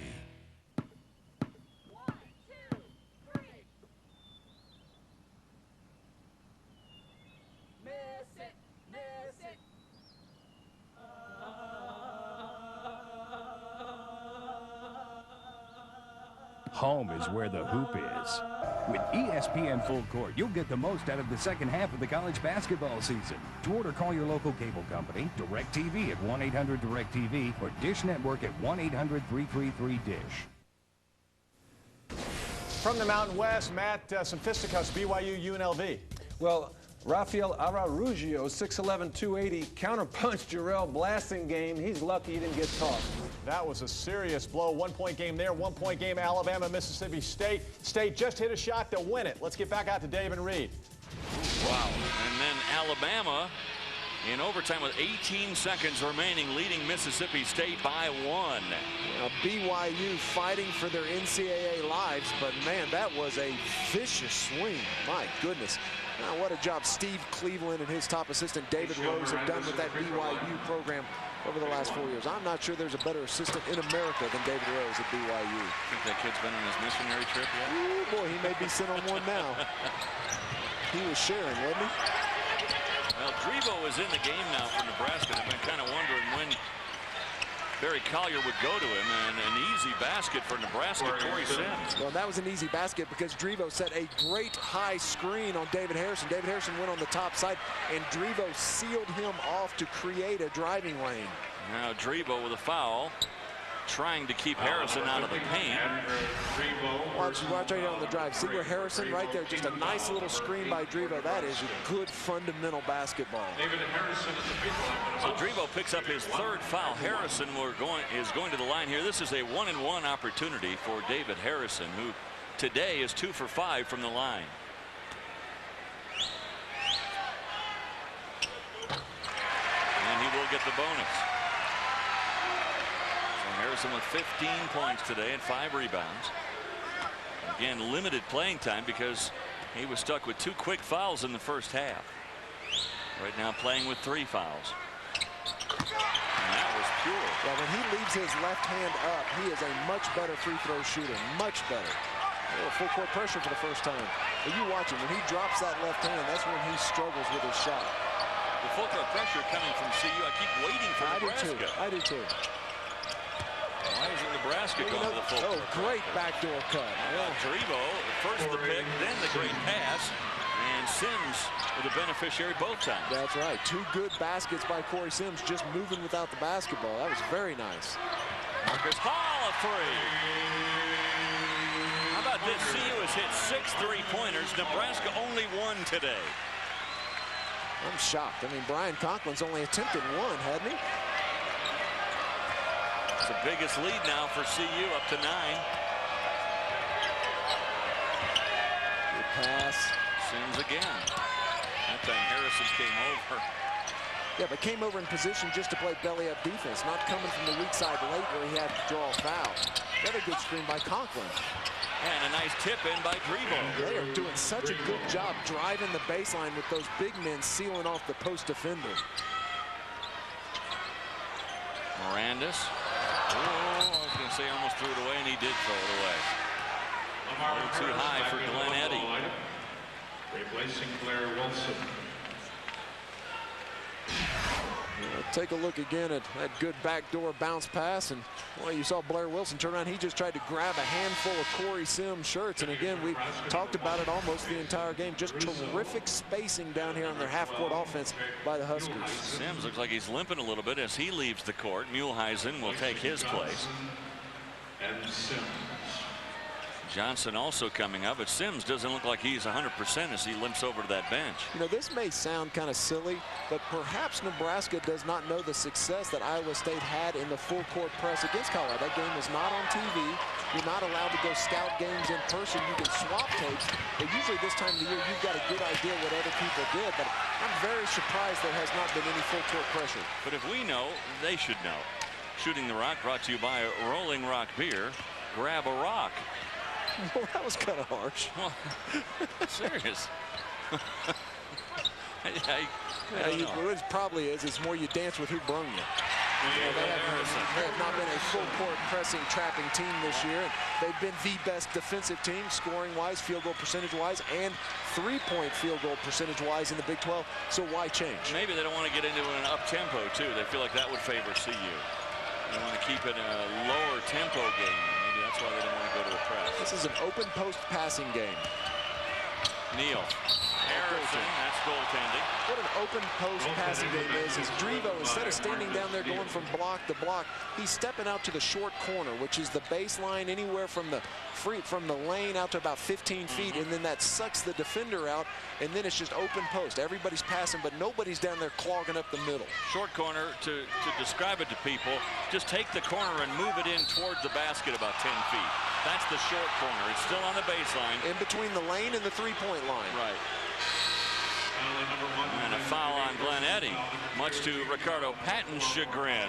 His team now leading by 7 under 12 to go.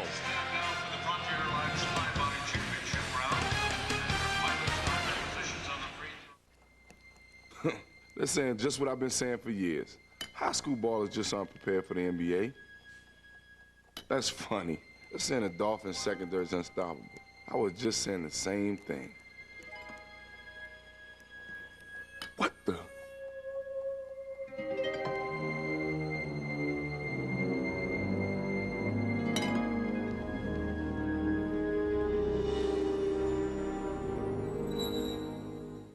You know it. The moment you see it. The moment you feel it. The United States has shocked Portugal. A play. Touchdown! A comeback. Jennifer Caprion. An upset so big. The most shocking, unbelievable. So unforgettable. All is well in the land of the champions. It's more than a game. It's an instant classic. And there's only one place you can find it. ESPN Classic. Just like America, hockey's become great through the contributions of immigrants. And here at the factory, we follow that example. Wally here's from Finland. Sergei's Russian. That's Kembo. We're not sure where he's from. The point is even though we're all from different cultures, we all speak hockey and English, mostly. The NHL on ESPN. Made in America, delivered on Thursdays. Though he is universally regarded as the best golfer on the planet, still, Tiger Woods went without a major in 2003.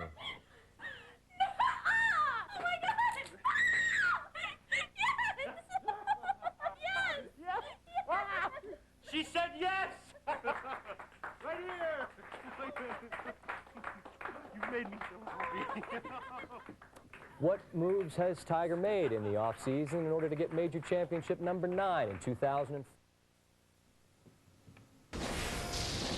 And again, the final from Mississippi State and Alabama. Timmy Bauer, who sent it to overtime, sends Mississippi State home a winner, 82-81. They are the regular season champions in the Southeastern Conference. And guys, I know Colorado needs a win to maybe get a bye in the Big 12 tournament. Absolutely. Boy, March Madness has already begun, and you look at the Big 12 standings. Colorado is playing for that first round bye. Win today doesn't matter. They're either going to be the 4th or 5th seed, depending on what Missouri does with Kansas tomorrow. Texas Tech a winner earlier today against Iowa State. The best they can finish now, that's 9-7 for Texas Tech. Texas Tech still holding out hope that one of these teams is going to lose, Colorado or Missouri, and they would have preferred to be Missouri, Texas Tech, because they hold the edge in any kind of showdown with the Tigers. And, you know, I'm going to say it again. Texas Tech with 21 wins, they're in. And if you finish the Big 12 ahead of Texas Tech, you're in. And I'm still telling you, Oklahoma's going to get in to make number 7. And you're going to call me up after Selection Sunday, and you're going to say, Reed, you are all-knowing, and I'll never question you again. All right, but if they don't, Drevo, again, good passing, and second half shooting for both these teams. They're both over 60%. But by spreading the court, man, Reed, Nebraska just seems like they can score every time they come down. But did you see where Drevo came from? The short corner. Conklin cut through the middle. Harrison has to come over and help, and then watch Drevo come along the baseline. All right, it's open post, nobody's there. Now look, the defense comes over, it's Muehlheisen. And look, right there in the short corner, because Harrison has to decide who he's going to stop. So if he doesn't go after Muehlheisen, it's a layup. Then it's a layup for Muehlheisen, and if he does, then Drevo's standing. That's exactly right. That is tremendous execution on the half court. Drevo, that won't go. Slapped out of bounds, no. Save, and Harris behind the back, pushed by Conklin. Well, what makes the first round bye so important, I think, in the Big 12 tournament is you see them going after the ball again, and Conklin shoving them out of bounds. That first round bye, no team has ever won the championship in the Big 12 tournament when they've had to play on Thursday. Nor will they. It's just too tough. It's just too tough. Play Thursday, Friday, Saturday, and Sunday. And you look at team fouls this half. Nebraska now at 9. This is a 1-and-1 opportunity here for Harris, and he misses badly. From here on out, though, Colorado will be shooting 2, and that's important when you guys, when you have guys like Harris and Harrison shooting a lot of free throws. Well, Colorado this year last in the Big 12 in free throw percentage. That's why they have not been involved in a lot of close games. They seem to always win by 10 or 12, and Ricardo's squad loses by 10 or 12. Colorado, they'll tell you that the turning point for them in their season came after they got demolished by Kansas and Lawrence, 78-57. Right after that game, and this was a game that Harrison fouled out of the game early on, left, and kind of got into a John match with some of the fans at Allen Fieldhouse. After that, they get delayed in the airport for a couple of hours. They took that time to have a team meeting, and some of the senior leaders like Mirandis and Wilson went to Coach Patton and said, we need some changes. Harrison is fouled by Sims. And so Ricardo Patton said, you know, maybe earlier in my career I might not have listened. But he said, I felt like I need to listen to the senior leadership. He did, and their season turned on a dime. Yeah, that's a great point, and it's going to keep turning on a dime with strong plays like that from David Harrison. Corey Sims took a swipe at him, and it looked like a gnat hitting a Mack truck. I mean, he bounced right off of him. David Harrison just went right through Corey Sims. You know, Dave, I think that's a great story you told, because so often you talk about team chemistry and you say, well, what is team chemistry? Well, number one, it's players knowing their roles and playing within those roles. But number two, you have to get some leadership internally. The kids can only hear the coach saying the same thing over and over again. But boy, when it comes from one of their own, it is strong. Listen right here to this play.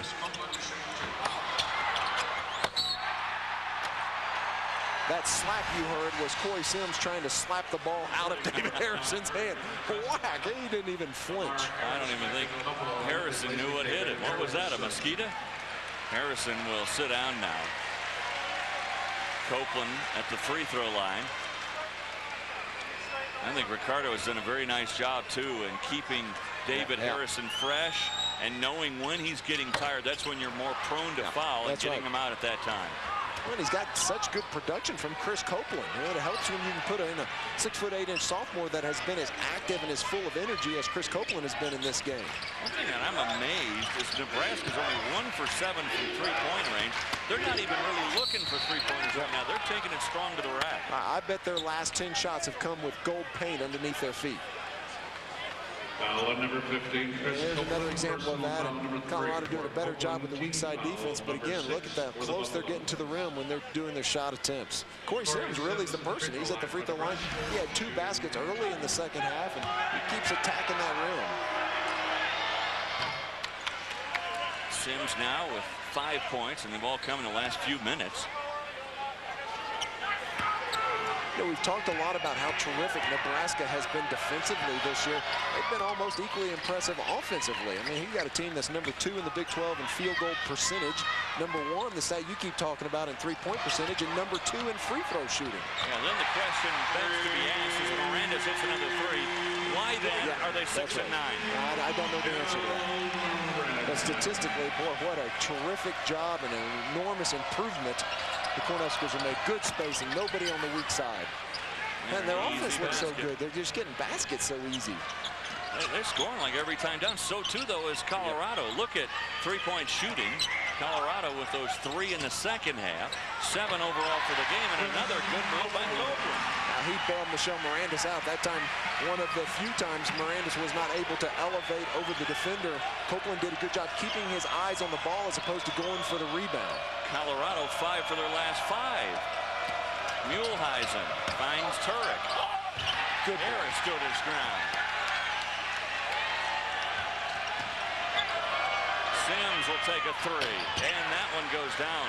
Corey Sims only 1 for 10. That's only the second three-pointer he's hit all year. But you know, somebody might think about gardening. How wide open was he? It's hard to say you could have hit that shot, but you couldn't have hit that shot. I couldn't. No, he's not that open.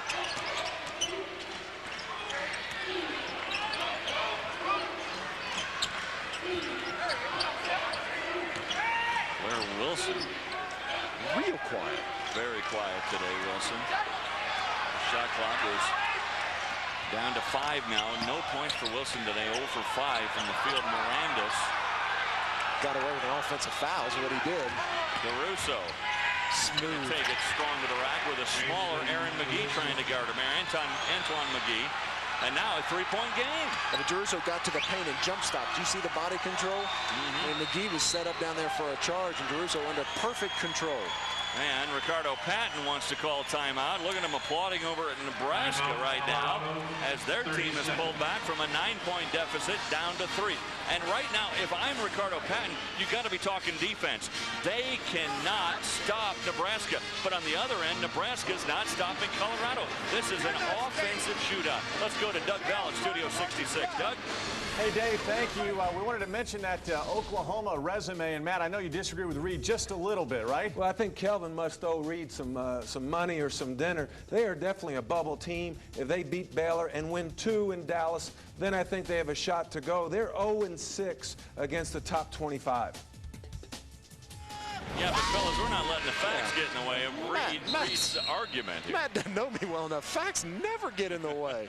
Are you kidding me? He's still got that ACC floating around in his head or something. In that Big 12, that's good enough to get in, big fella. My goodness.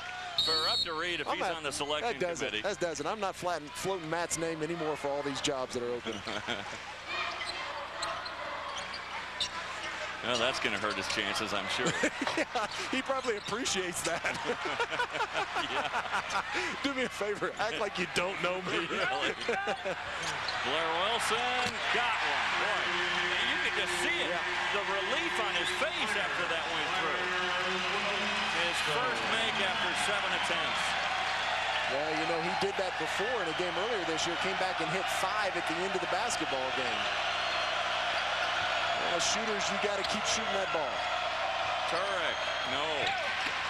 Johnson, count it. Hey, Nate Johnson went in and just shoved 2 Buffaloes out of the way to get that rebound. I think he had a right hand and a left hand on 2 backs. He just crashed in there. Look again. See how many people he shoves out of the way when he comes after this rebound. 1-2. He shoved both of them. He got 43 and 44. Wilson and Harris. Yeah, he is a very good rebounder. Had his first career double-double against Texas Tech. Came back next game and had his second double-double. Well, don't you dare go anywhere now. We've got a 3-point game. And speaking of 3, Blair Wilson finally gets one to go. Back after this from your friends at Phillips 66. Start your day with something new. I wake up to cold pizza. It's guys in the know. It's a real baseball White House. And the better you feel, the more sex you tend to have. Oh, my goodness. Girls with the down low. Manute Bowles suited up as a jockey. This is a rocket with wheels. It's dark. That's dangerous. And the hard. I just wanted to keep skating. A little mayhem. Oh my God! In the AM. Are you hot wings or are you cold pizza? You don't get this at any other morning show. Wake up to cold pizza. The morning show with everything. Weekday mornings at 7 on ESPN2. The biggest events in sports are on ABC Sports Championship Television. Holy moly. This guy is something. The San Antonio Spurs are your world champion. This is magnificent. Awesome stuff. Amazing performance. This is ABC Sports Championship Television. Sometimes 72 inches is a foot, 24 inches a mile. Welcome to the dance floor. Here, a straight line is a curve. You think you got the touch? Put it down the windshield of a car and make a stop on the hood. You want a gimme? When you can do it with your eyes closed, that's a gimme. See David Duval in the PGA Tour's best this season on ABC. Now on DVD. I'm going to tell you all something right now. I will not lose. The true story of legendary coach Paul Bear Bryant. You're playing for the Bear. I don't care who you were in high school. We're going to work now. Who taught his boys. Coach, it's the real thing. I ain't God, but you are to them. How to become champions. You was born to play football. With special features including a look at the real Junction Boys. You all know when you're ready to be your best, when you ain't got nothing left to fear. The Junction Boys. Own it today on DVD. Texas Longhorns in Manhattan. Sid Mel-Harris breaking a long drought for Texas with a 3, and right now it's 2013 Longhorns. Matt? Hey, Reed, how do you like this? I have Texas going to the Final Four again. I'm right there with you. I'm telling you, they have so much balance, and Mouton has come alive, and James Thomas has come alive, and big fella, I agree with you on that one. And no one goes into that with more depth. Yeah. Phillips 66 is proud to be the presenting sponsor of Big 12 basketball. Be sure to stop by your local Phillips 66 station. Fill up with quality Proclaim gasolines only from Phillips 66, the performance brand. See, Matt's trying to make up for Dog in Oklahoma. He said, well, maybe the guys from Texas will like me. Three-point game, Colorado with the ball. Clock nearing the 7-minute mark of regulation. Again, they get it into Harrison. A little farther away from the basket this time. He finds Eddie in the paint, and Harris can't follow. Three-pointer, no. Turret. Trying to reverse it. Boy, look at Barry Collier. Barry Collier is furious. I can't believe he didn't get a technical. Wow. His vertical was up. About 45. Oh, he was up. That's got to be the highest vertical of any coach in the nation. Hall for 3. No. That came early on the shot clock, didn't it? Now Neal. Conklin for 3. You give him that much time, that's just money. Absolutely. We're tied now at 61. You know, we'll go back to that play in a second. Barry Collier is so upset, but really, Turek, if he'd have gone straight into David Harrison, it's hard to reward a big guy when he does a dipsy-do, double spin, reverse on the other side. It's hard to reward him with a foul. Harrison forced that one home. How'd he do that? Well, they're calling it the same on both ends. Yes, absolutely, that is the way to officiate the game. You call it the same both ways, and that's exactly what these three are doing. It's a good crew.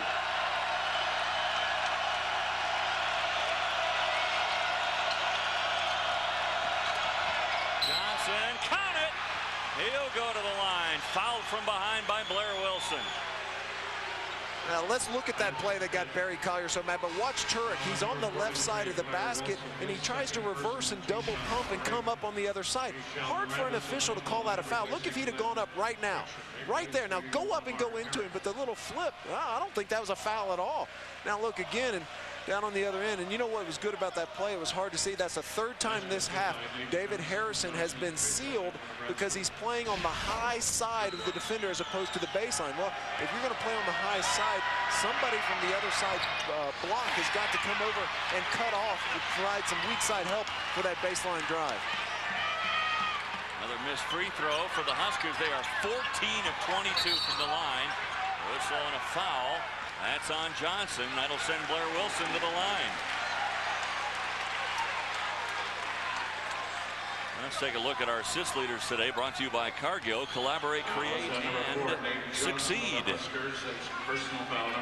see Muehlheisen with 3 today. Harris, who is a forward, leads Colorado with 4. A little surprising, isn't it? Colorado, a team that has more turnovers than assists. That's not good. And it's one of the things that keeps the Buffaloes from being even better than they are already. Harris, number 44. Here comes the aforementioned Harris back into the game. Harrison again will get a breather. You know, if you're starting to clock manage a little bit too, if you're Ricardo Patton and Barry Collier, you have to start thinking about perhaps an overtime. This close, this late in the game. So you have to keep that in the back of your mind in terms of fouls for players. 2-point CU lead.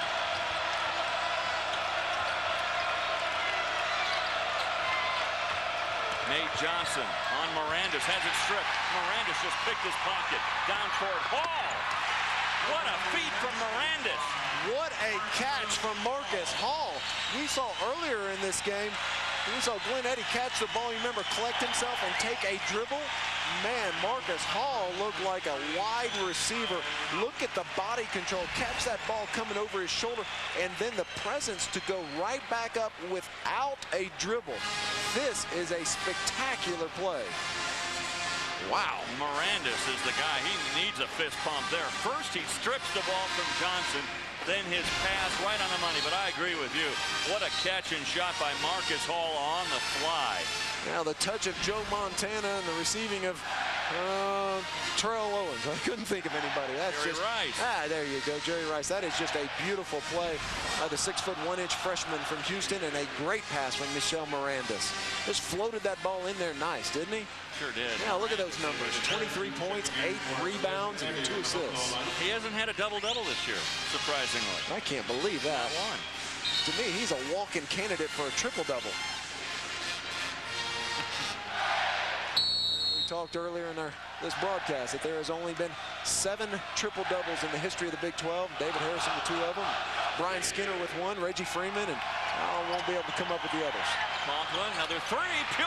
He loves the corners. Yeah, that right corner, if you let him catch the ball, it's a basket. At 6'11", he releases that ball so high. All of a sudden, Nebraska's hit their last 3 three-point attempts. And we got us a game. And both teams shooting the ball extremely well, doing a great job taking care of the ball. Both teams under 10 turnovers. First half was kind of a defensive showdown. Second half, it's been a lot of offense. Wilson stuck with it. Yeah, when's the last time you saw Blair Wilson post up and make a post move? I have not seen that much out of Blair Wilson, who shoots the ball so well. Big, strong kid, no reason. You get size advantage on the defender, just take it at him. Turek.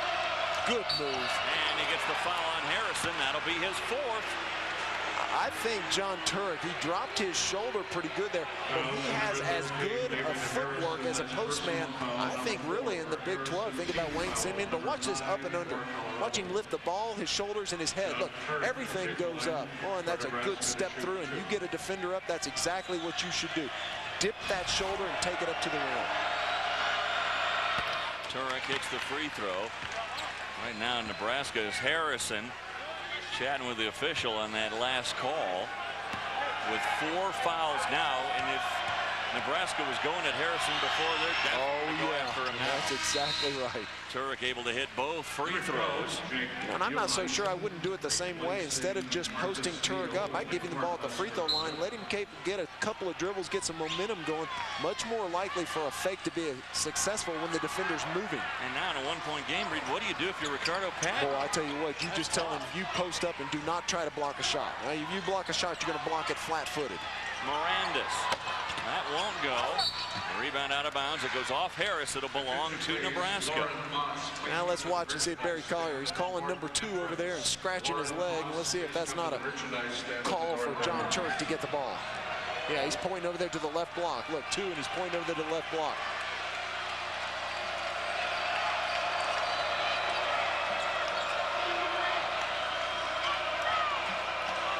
It doesn't look like they know what to run.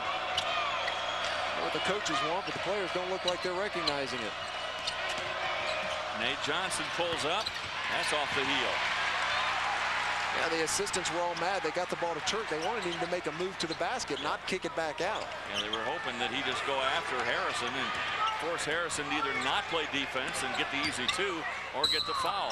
Wilson, he'll go to the line again. So Wilson, who was absolutely silent the first, I'd say, 30 minutes of this game, all of a sudden, he's coming to life. And it all started, he hit a shot. He hit a three-pointer. Suddenly, he hits a post-up, gets a rebound. That time, good recognition by Blair Wilson. The Cornhuskers were switching on that screen, and Brian Conklin is 6'11", out there about 25 feet, trying to guard Blair Wilson. And Blair just gave him a jab step and went to the hole.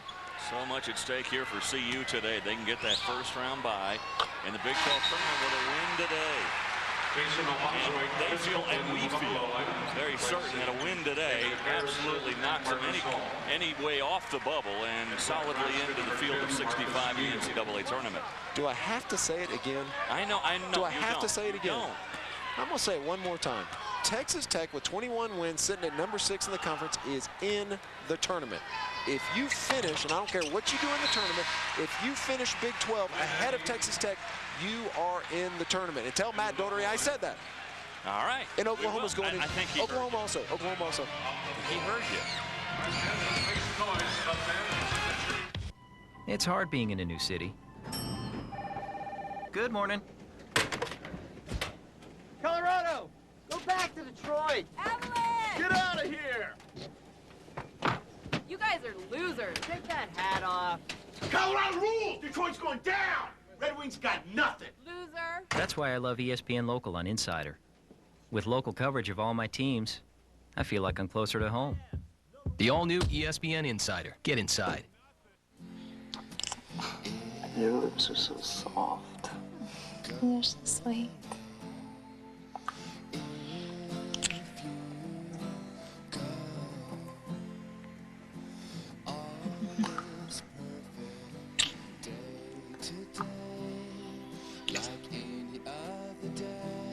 I love you so much. I love you too.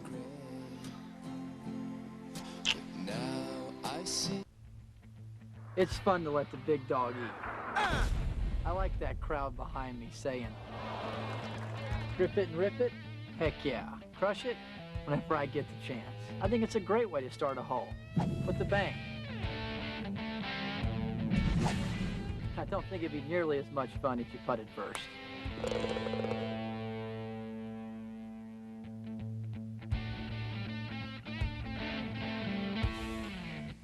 WSAP, check it. Boom!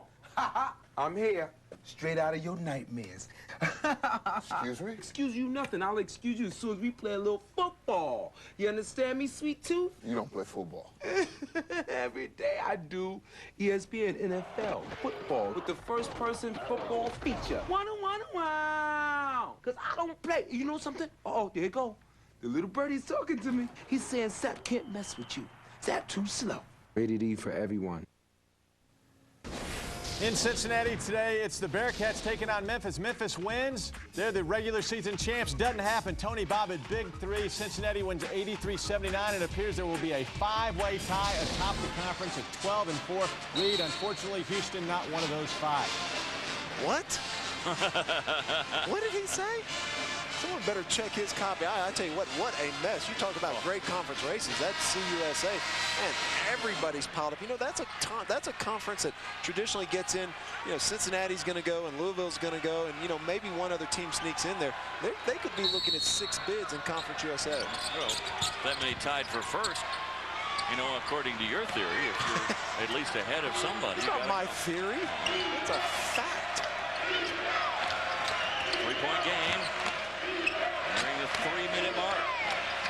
Turek trying to track that one down, and Muehlheisen led him just a little bit. And a whistle and a foul. Is that on Turek? It is, and that's number 5.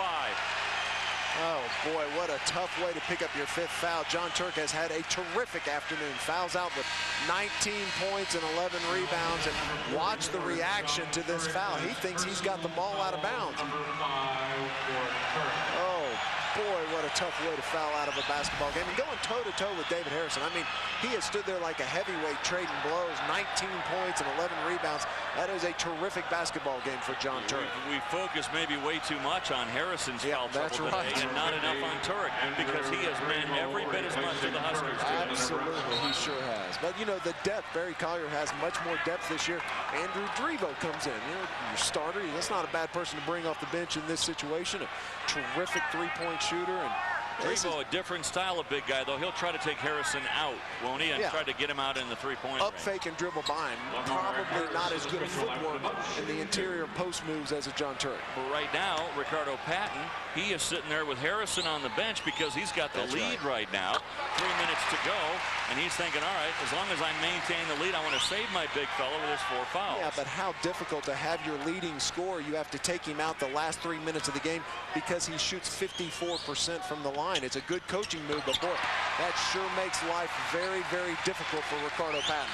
In a breathing room for CU, up 5 now, and full court pressure by the Buffs. Now they'll pull back. Abazaway guarding Marcus Neal, who will bring it across the timeline.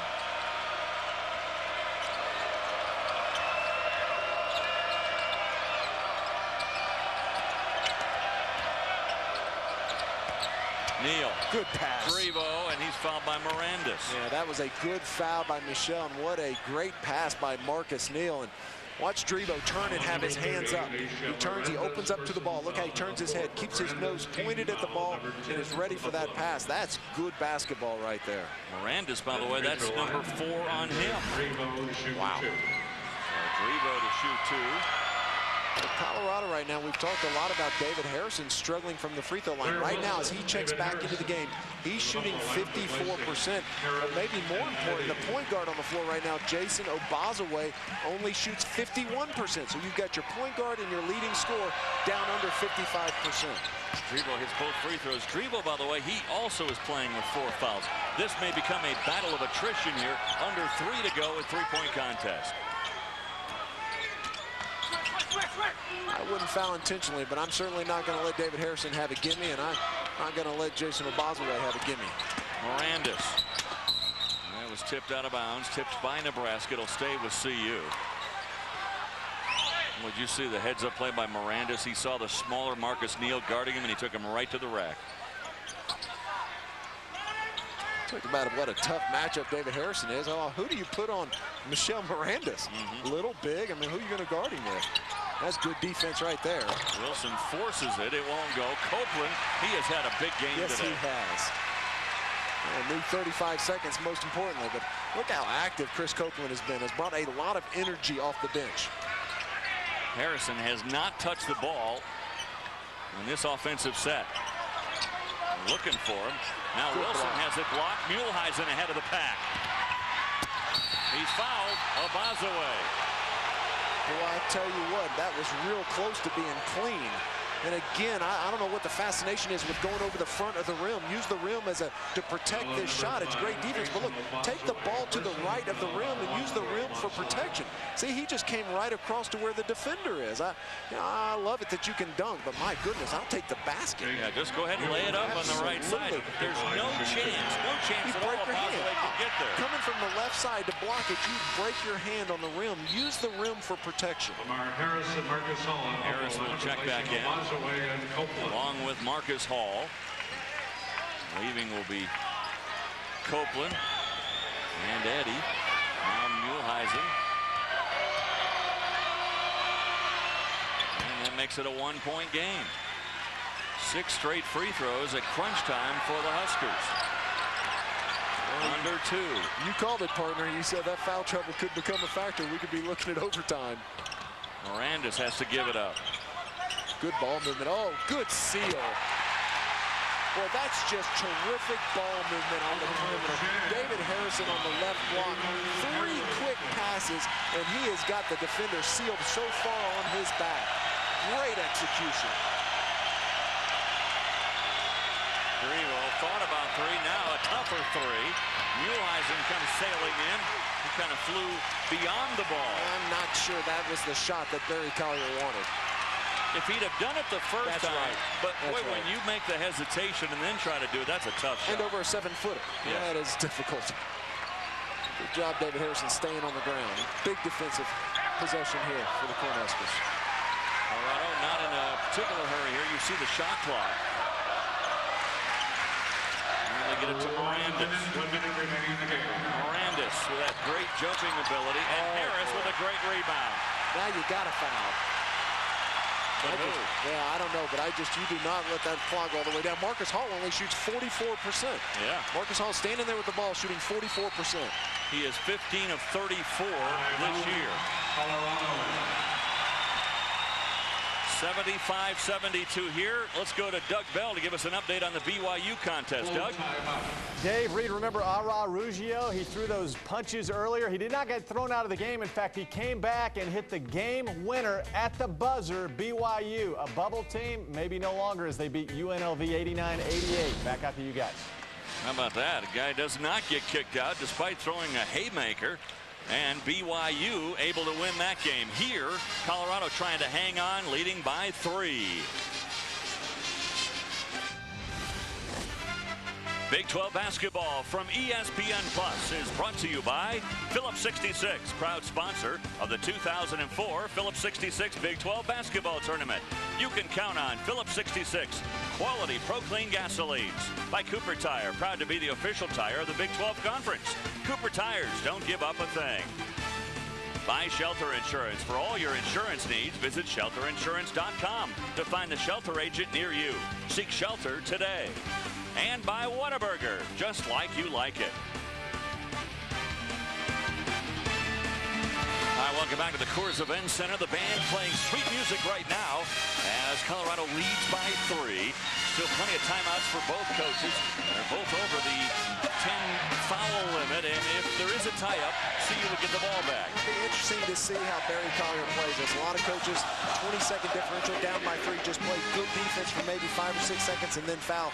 If it's me, I'm going to foul quickly. Our defensive player of the game, Michelle Morandis. Cooper Tire, defensive player of the game, a couple of blocks.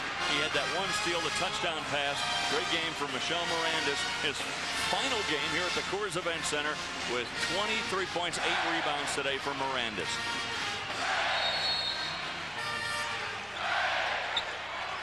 Well, foul right there. Yeah, they do. Very well done. That is good coaching over there, that staff. Those are assistant coaches over there. They keep charts and they've got stats, and they're telling Barry Collier, there's no way a head coach can remember what all the opponents, but there's an assistant over there that says, hey, look, coach, Marcus Hall shooting 44%. Percentage-wise, that's a good play. I'm a little surprised that CU ran a play to get the ball to Hall. And he misses the free throw. Good execution. So from windy Boulder, Colorado trying to hang on, and no worse than a 5th seed, which would give them a first-round bye in the Big 12 tournament. Grebo holding off Harrison and tracks down the rebound. Well, Conklin's open. Muehlheisen is open as well. 3 to tie it, no good. Tracked down by Neal. Look at Conklin in the corner. Begging for the ball. He got it. 3 to tie it. Oh my goodness, what a great pass by Marcus Neal. Brian Conklin was growing roots over there in the corner. Conklin now 3 of 4 from three-point range. Colorado's going to go for the game-winning shot. Wilson. Good defense. He is fouled. Wilson with 5 seconds to go will go to the line. Well, I'm not so sure Blair Wilson didn't travel, but Brian Conklin almost played that perfectly. He had his hands up, and at the last second, he tried to form a roof over the head of Blair Wilson. Look at the 3 to tie. A great find along the baseline by Marcus Neal, and Brian Conklin has just been sizzling from the three-point line. And boy, what a tough way to end this game. He played good defense down here on the head. Now Wilson. Can you ask for anything more than to be at the free throw line as a senior with 5 seconds to go and a chance to win your last home game? How about Blair Wilson today, Reed? He didn't score in the first 30 minutes of the game. He's now in double figures with 10. And Nebraska taking a timeout here to talk over their options. They're going to assume that Blair Wilson will hit the second free throw. And then the question becomes, do you throw the ball across half court and call a timeout, or do you go ahead and attack? I'm a big proponent of going ahead and attacking. You know, rarely can you throw. You can get the ball to half court, call timeout, then you get the ball and you can diagram a sideline out of bounds play with about 4 seconds to go, and that's sure enough time. But boy, if you can catch the ball when you take the ball out of the